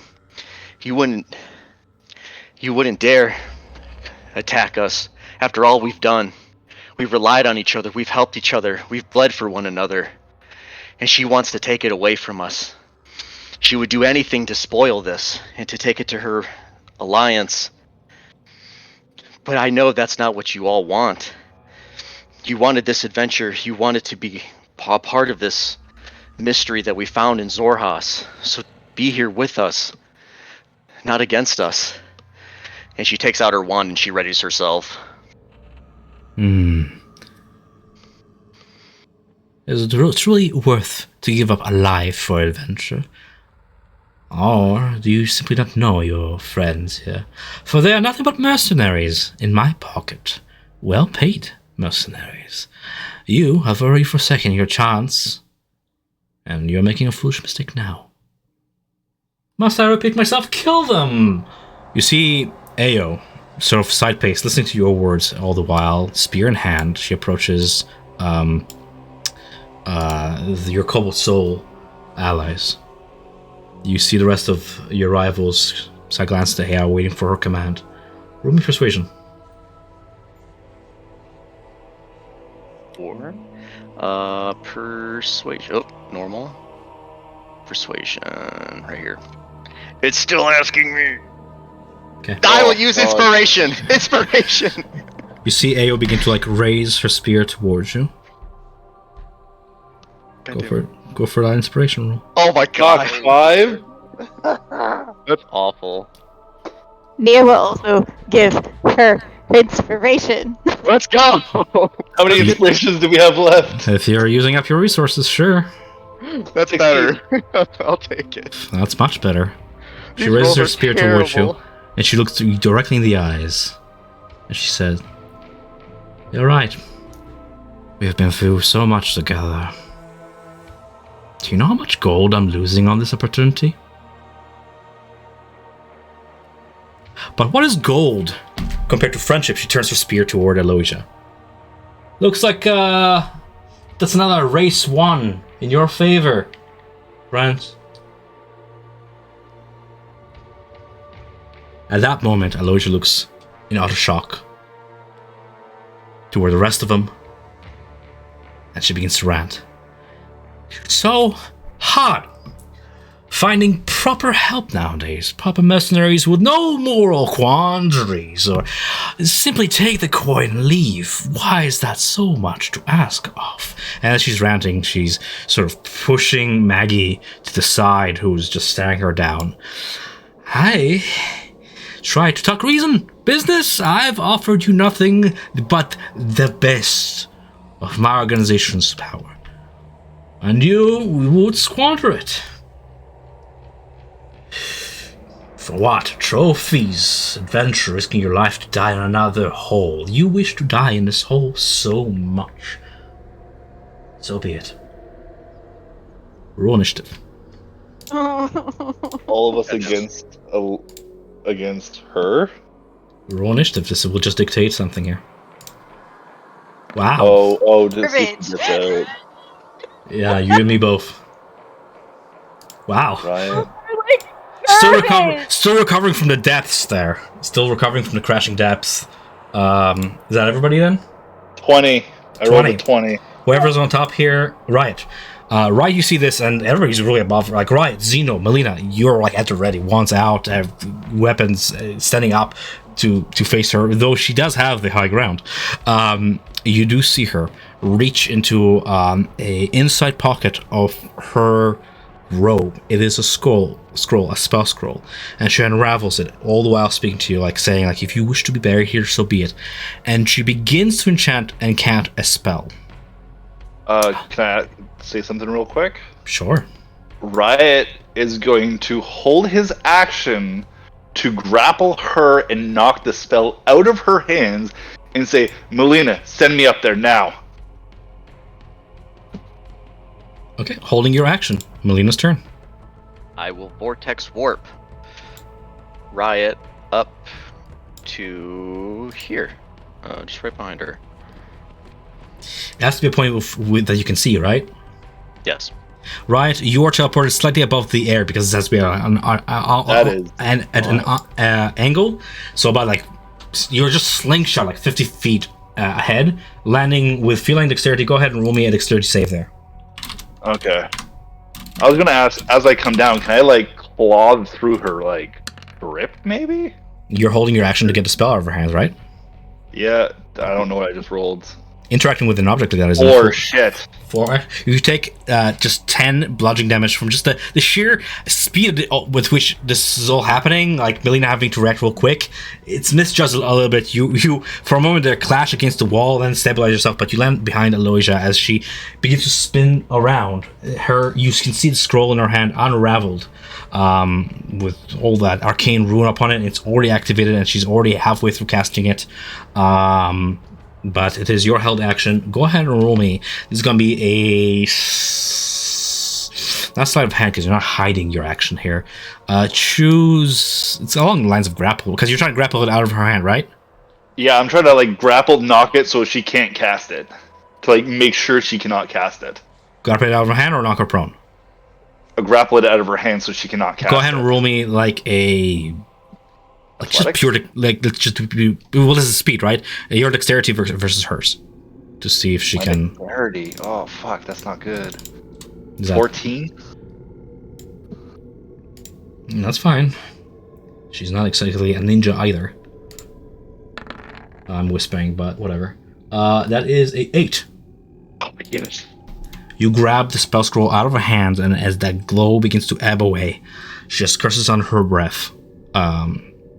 She'll do what she can on her turn. With that being said, that was your turn, Melina's turn. Xeno, what do you do? I want to start to climb out of here. Is this... How far can I get it? Are we talking difficult terrain? Difficult terrain. What's my movement looking like? Difficult terrain. Ascension. Alright. Okay, so if I double my movement, I can reach there. Alright. I'm going to use my action and my movement to get up there, and I don't have a bonus action at this moment. That's my movement. I'm just trying to scurry on up to aid Riot towards the top. All right. Almost on all fours, you scry your way up, just anchoring yourself with one of your blades in place there as you see Aloysia get something else out of her second pocket. It's a small stone with like runes upon it. And she said, "Fine. Have it your way, then. This is not the last time you saw of me. Respect, nonetheless." As she says, there's a lot of zeal you're coming up the slope with, and the dexterity at which you stole her scroll out of her hands. She just says, "Have it your way, then. Not the last time we see each other." And then, poof, she's gone. With like a flash of blue light, as she crushes the stone in her hand. As she does so, something falls out of her sleeve. 2 more of those stones onto the floor. I'll pick them up. Another encounter quickly resolved. With your quick action to get the scroll out of her hands. Kudos. Hang on. Yes. Too much critical roll. That's all I can say. The encounter's just gone. Like, Yep. Yeah, Well, she disappeared. are you going to fight your allies? Your rivals? I mean, surely we have ways to try and find invisible people. She's not invisible. Maybe. If she was invisible, I would have got a chance to attack her. You can do whatever you want. You have free action at this point. Like, I'm simply not putting you in initiative at this point. And I'm not sure. Teleported away. Yes. Yeah, she had to have, because if she moved around Riot, I would be able to get an attack of opportunity with disadvantage. Right, at your feet. You don't get attacks of opportunity on creatures you can't see. Yeah, you do. It's at disadvantage. It's like invisibility. Misty stepping out of somebody's reach does not grant you attack of opportunity. Oh, it's Misty Step. Oh, No, I'm just saying teleportation, like Misty Step being one, is just as an example. But more importantly, out of the satchel that she had in the center pocket, this just happened so fast, so I'm now describing it a little bit slowed down. She got something out of a satchel that she was carrying. This small palm-sized tablet with runes upon it, which she just crushed in her hand, and the blue glow sort of enveloped her from the top down to the floor. And when she vanished for the briefest of seconds, you saw like a circle burn itself onto the ground and lingered there for a few more seconds before the arcane sort of tethers off and burns off, leaving a small scorch mark. It's perfectly radial, circular. Where she, in such a hurry, because you're right there, she dropped 2 of these stones, almost identical. We're at Xeno's feet now, essentially. Pick them up. You pick them up, what do you do? Look at Zeno and said, "We can follow her now or we can remain." This seems to be an object of hers. Wonder if I He have a picture of it. crushed it and vanished. Follow her where? There's only 2 of these. What do you propose? Only 2 of us crush these and Hug each other. ends us? But we can let her go and see her another day. But we do have the scroll she was about to use.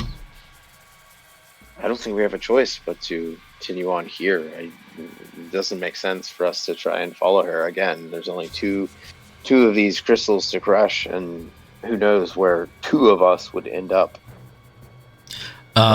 Nia and Melina, you are arcane casters first, and Cobalt Soul members second.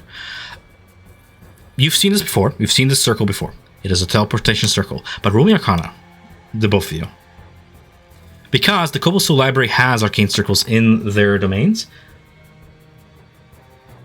Okay. Nia, unfortunately, though recognizing it as a teleportation circle with a set destination, you're not sure where this leads. 24. Melina, you know that this teleportation circle, by the way, just you'll be able to decipher it if you spend like 10 minutes with this rune. You'll be able to like break it down to like coordinates on a map, essentially, through arcane means. Right. We'll hand out the 2 rocks to Melina for you to. This is for you to figure out it is, and a present as well.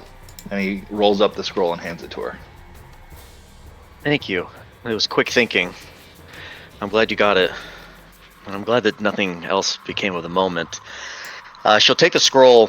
Mm-hmm. She's going to hold on to it, but she's going to look at the stones real quick. Yeah. I know a little bit about teleportation. I had another member of the Cobalt Soul. He specialized in it, or was working towards it. It was a small gnome named Bertrand.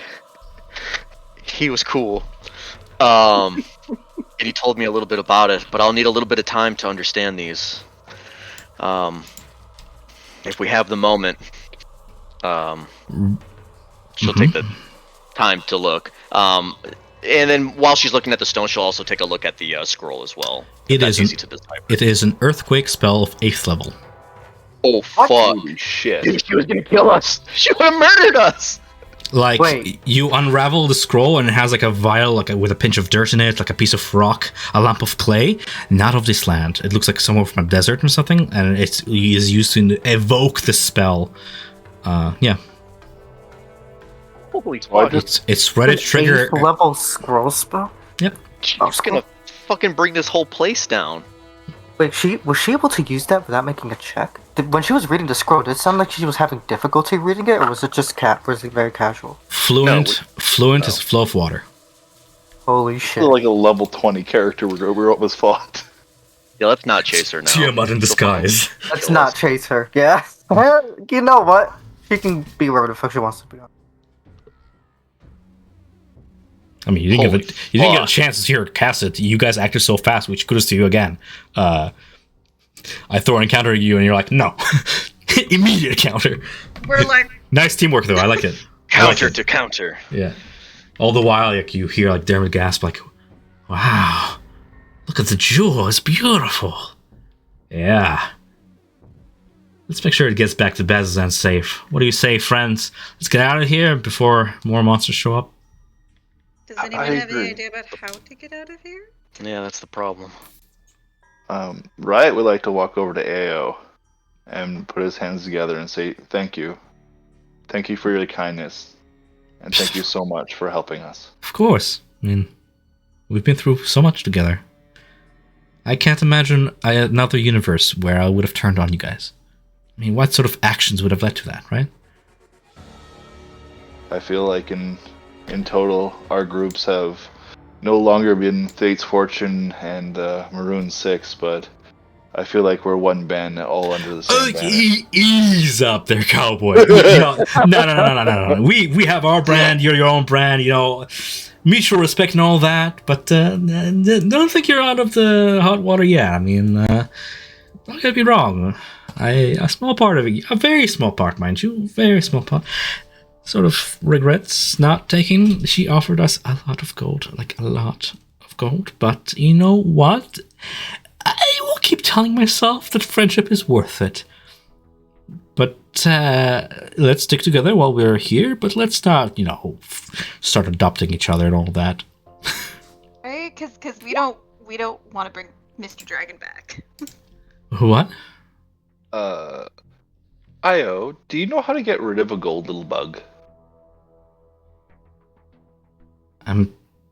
Pesticide? Right, we'll show her the little arcade needle that's in his pouch. A shower, I don't know, dude. It has been 10 days. He's got lice. Yeah. Scratching his ears. Ayo just looks at the rest of the group like, is that like code for something? Like, I got the golden little bugs. gold beetle that's in my pack. To, clean him up a bit. Gold beetle, you say? Says Galsarian as he approaches. Do tell. Yeah. Do you want to see it? Sure. Here, He'll here. just show his pouch a little bit. Oh, curious, I think. Hold on. I won't cheat, I'll actually roll. Arcana check, go! I'm whispering, but that's fine. 23. Yeah, it's a whole scarab. Hopefully that dragon will stay dormant until we depart this place and we don't come across any within a 5-10 mile radius, I would say. Do you know how to get rid of it? I would not. And sort of looks toward deeply wounded but alive Irvin. I bet you it would fetch quite the coin, the right market. Many treasure hunters would pay, I estimate, 1,200 gold pieces for one of these. But of course, the worth of it in your position can far exceed it. They're treasure sniffers. Oh, so they can be tamed, or they are always bitey? So I suppose after today, anything can be tamed. He looks toward Nia. Okay. I wonder if is there a way to like make it not so interesting within like a 10-mile radius? Like, is there a way to like dull the scent, perhaps? Is there a way to dull your scent? A good prejudice station would do it. Nia's already used prestidigitation on you guys. It's, you get a sense that it's not scent that attracts the dragon. It's just its magical essence. It's the way it's enchanted. It is an enchanted product made by draconic kinds. It would have to be destroyed. And there are many means to destroy magical items, which I would not be surprised if we could find one here, but do we want to stick around? No, let's leave. Let's go back to Basil's End.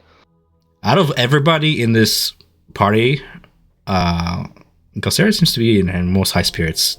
Not injured, nothing.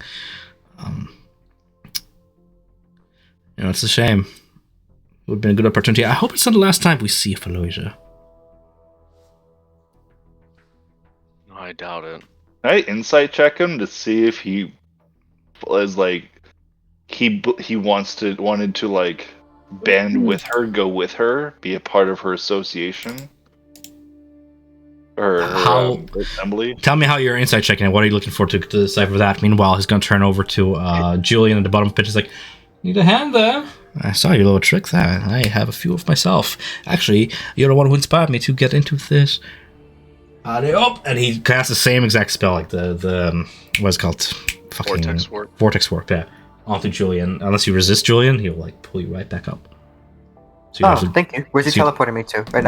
Right beside his sort of catches you as you move with momentum pushed into him, and he's like, "Ah, sorry, still getting used to that." Oh, you have muscles, okay. Yeah, you're insight checking him, Riot. Well, go ahead and roll it.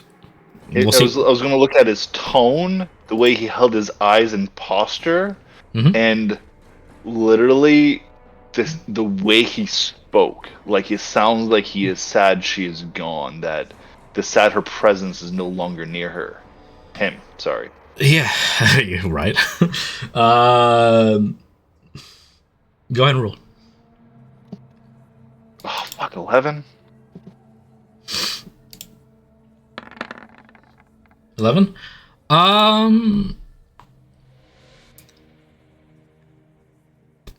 He does appear somewhat disappointed that the opportunity for money is gone, but like Ayo said, this bond between you guys, after everything you've been through, if you think back on the weeks you've spent, his reputation comes a little bit first here, and there's far more to benefit from a friendship with you than with Aloja, but he still holds to the hope that he will see her again and make amends, perhaps, you know? Like, he hasn't scratched Aloja's name out of his diary just yet. Okay. And I mean, after all, she's only one person, right? There's an entire organization out there. It's less about Aloja and more about the Vermilion Dream, really. That really fascinates him. This united correlation between each other. Arcane casters talking with arcane casters, bonding together. Still very much interested. And you have to remember that this time only you witnessed that vision of yours. Oh, we only okay. Okay. Well, That's if we interesting. I was gonna say, if we manage to 'Cause I get it feel- out of here, we're going to Ankarel, or over in, was it Marquise or Marquette? Yeah, sorry, I speak Marquise. Over in Marquette. But why don't you come with us and go on this with us? I suppose it's The, only more adventurous, Zayo, like you said. Yeah. It is what we sign up for, and this doesn't end here, does it? We might get win this race. Hopefully Prolix will have his offer still standing to take us there. As it stands, party, I'll just give you some options here, sort of accumulating how this all ended here. And very interesting. You can determine which one of your, like you said, the Prolix or whoever, which of your allies and enemies you should consider with steps going forward. Sorry, I'm just reading here. You have Prolix, who, and I'm gonna say this, like with the help of the Moon Six, I'm not gonna run you through more of this dungeon unless you wish to scour for more treasure. No. Yes, I think. Yeah, I think it's kind of like this voice coming here that we had our own fill of treasure rise, making our way here through the labyrinth with this party. It's what 5 plus the 6 of them plus the Cobalt Soul. It's a huge army you have going on here. Enough resources to face off whatever the treasure rise throws at you, and if you can't face it, you run away, right? So expediting that time forward, hours pass, and you eventually find your way back to the bridge and out of here. The choices before you are Prolix Yusef. There's Question, of course, don't forget about her. Can always ask Bazilzan for help. There's Taskan, Varenthelis. My question is, it is getting awful late. I've lost track of time because I was having so much fun. Do we want to call it here and sort of discuss steps going forward next session? Yeah, that sounds good. Do you want to take those 10 minutes now, Nick, to determine where those teleportation circles go? Yeah, might as well. Do you want to guess? Okay. Right, yeah, right to Marquette, probably. Right to where the Alliance is. The Alliance? Or not the Vermilion Dream, like wherever their headquarters maybe is, or wherever they're like posted. Well, okay, so if you're putting like a pin on a map, obviously there's not like, oh, Vermilion Dream over here, on the map. But the coordinates are Ankarel, yes. I had a feeling. That is quite the distance to travel. It is a teleportation spell. Yeah. And I'll just give it to you, because, I mean, you're either going to take this during a short rest or whatever, you're going to identify it anyway, right? So why would I be coy? It is called a teleportation tablet. It is a rare item, both of them. So consider them before you use them. This clay tablet is about 8 inches long, 4 inches wide, half an inch thick, inscribed with sigil sequences it is a sigil sequence for a permanent teleportation circle, which is on the other end. Is the permanent, right? A creature studies the sequence for 10 minutes, can make an Arcana check, learning the circle's destination on a success, destination on Karel. You can use an action to break the tablet in half, turning it to dust. If the tablet is broken while it is on the same plane of existence as the teleportation circle whose sigil sequence was engraved in it,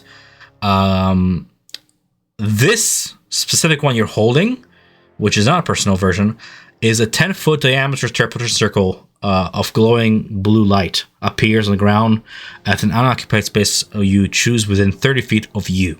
This teleportation circle has the characteristics of one created using the teleportation circle spell, except that it connects to the teleportation circle whose sigil sequence appears on the tablet. The teleportation circle created by the tablet disappears at the end of your next turn, so you have like 6 seconds to jump in, essentially. My mistake, because I just sort of rushed it for a cinematic sequence. Technically, Aloysia should have cracked her teleportation circle tablet, cast it like behind, right after his turn, and probably maneuvered. I mean, she could have just maneuvered behind right, and then like immediately teleported there. My only mistake, and this is something we can retroactively do if you guys wish to. I don't mind rewinding it a bit. If you think about it, the teleportation circle ends at the end of her next turn. So you guys, and this is, I apologize, Lorraine, you called it. This is something that you guys could have reacted to. Technically, that teleportation circle was open for all of you guys to rush into, should you have choose to, but it would have had to be a split-second decision. It really comes down to you as a party not knowing where this leads. Would you have followed? I would say no. I like how everything turned out. Right? I would have had Riot try to like grapple her out of the thing, but I mean that probably would have That would have not worked because she could just cast it 5 feet behind you and go into it. She escapes. That doesn't change. Oh, yeah. The only thing that I did not give you a chance to do because I kind of rushed it, and that's my fault, is giving you the choice to follow immediately after her. But if it consists with... Yeah? Only Riot would have been able to jump in because no other member of the party was in reach to jump in. That's true. Her. Which would have also been a choice. And regardless of what the party wants, if Riot, if only Will wants to do that, I will give him that choice of arriving on the end of this portal and starting session from there. I will always give you that choice if you still wish to do it. If you're that reckless, you wouldn't leave the party behind, jump into the portal not knowing where it goes, etc. A little bit of spoiler, but what can we do? I will still give you the retroactive choice. He won't. He wouldn't have done that. Then nothing changes. And you still get opportunity. This is why you have this backup thing where these teleportation tablets dropped. I've decided so because I like it that way too. I like giving you guys options. I thank you for sticking around as long as you have. Seriously, if you have to go because it's getting super late, do. I don't want to hold you back. If you want to stick around, ask some questions, especially toward the end, it was a little bit rushed there. I can definitely answer whatever I can. I'll be sticking around for another half an hour maybe. But thank you so much for playing. I'm just glad that we reached the final chamber. The Jewel of 3 pairs, for those of you sticking around, it is awakened state, meaning it gets a little upgrade. Whoever's holding it. That'd be Naya currently. Also, for the sake of this, you level up. Yeah. Nice. Yes. Technically, you level up whenever you skip the dungeon. You rest up wherever you choose to rest, but yes. I'm so excited. I want to do that now. Yay! Question. Just for RP chat purposes, are we back in Bazzoxan and Bazzoxan's Inn and stuff? Correct. I'm going to say that with the help of... And this is a consequence of your action, by the way. This is like forming friendly relationship with your rivals. There is a universe where they totally betray you at this point and they kick your asses, or the other way around. But anyways, this is absolutely friendly terms here. They escort you out of Betrayer's Rise, and you end up back in Bazzoxan if that's where you should go. For sure. You find your way out. It has been several days. Essentially, every 24 hours is 10 days past. That seems to be the ratio here. Idea has insane HP. Jeez. Yeah.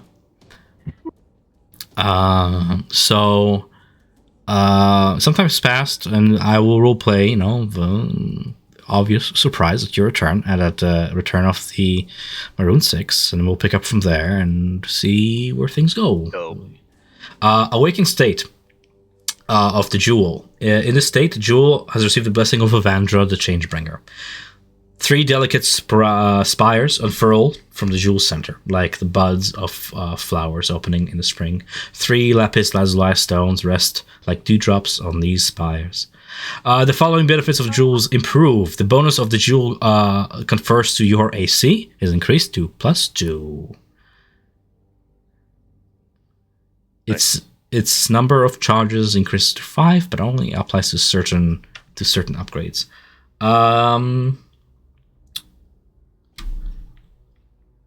Oh, that's so cool. I like my new ability. The jewel gains the following additional properties, which can use while you're wearing or holding the jewel, and it still has one of its 5 charges.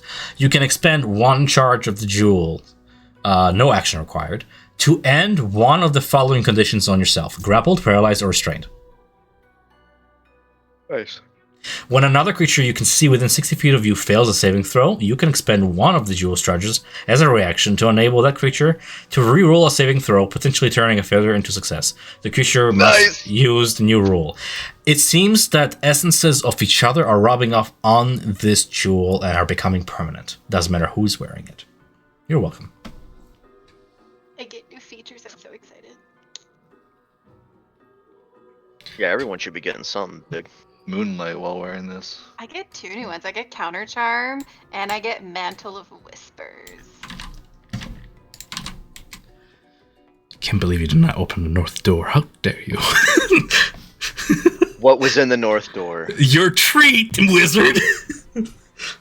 Oh, that's what I was like asking. I was like, oh, kind of cool. Like, Also, I was information. wondering like what you were talking Yeah. about. I was just like, he said something was coming up, and I'm just like, I don't know. Like maybe it's just later. Like I don't fucking know. And then like this happened, and I was as soon as you just said it, I was like, Yeah. so what the fuck? But I was gonna say it's fine. It's whatever. Is it? I mean, it's your We choice. could just say we took that way back. No. Well, actually, we would have had to take that way back, though, right? Because if we were to go back the way we came, if we were to go I the asked only you way, if like you I don't know want- how it if opened. you want to risk more combat or if you want to delve out of here. I did ask that. It is what it is. Then. It is what it is. Whatever. Some things will get recycled later. I mean, you guys still receive treasure. The horse carib, the double bladed scimitar, the gold.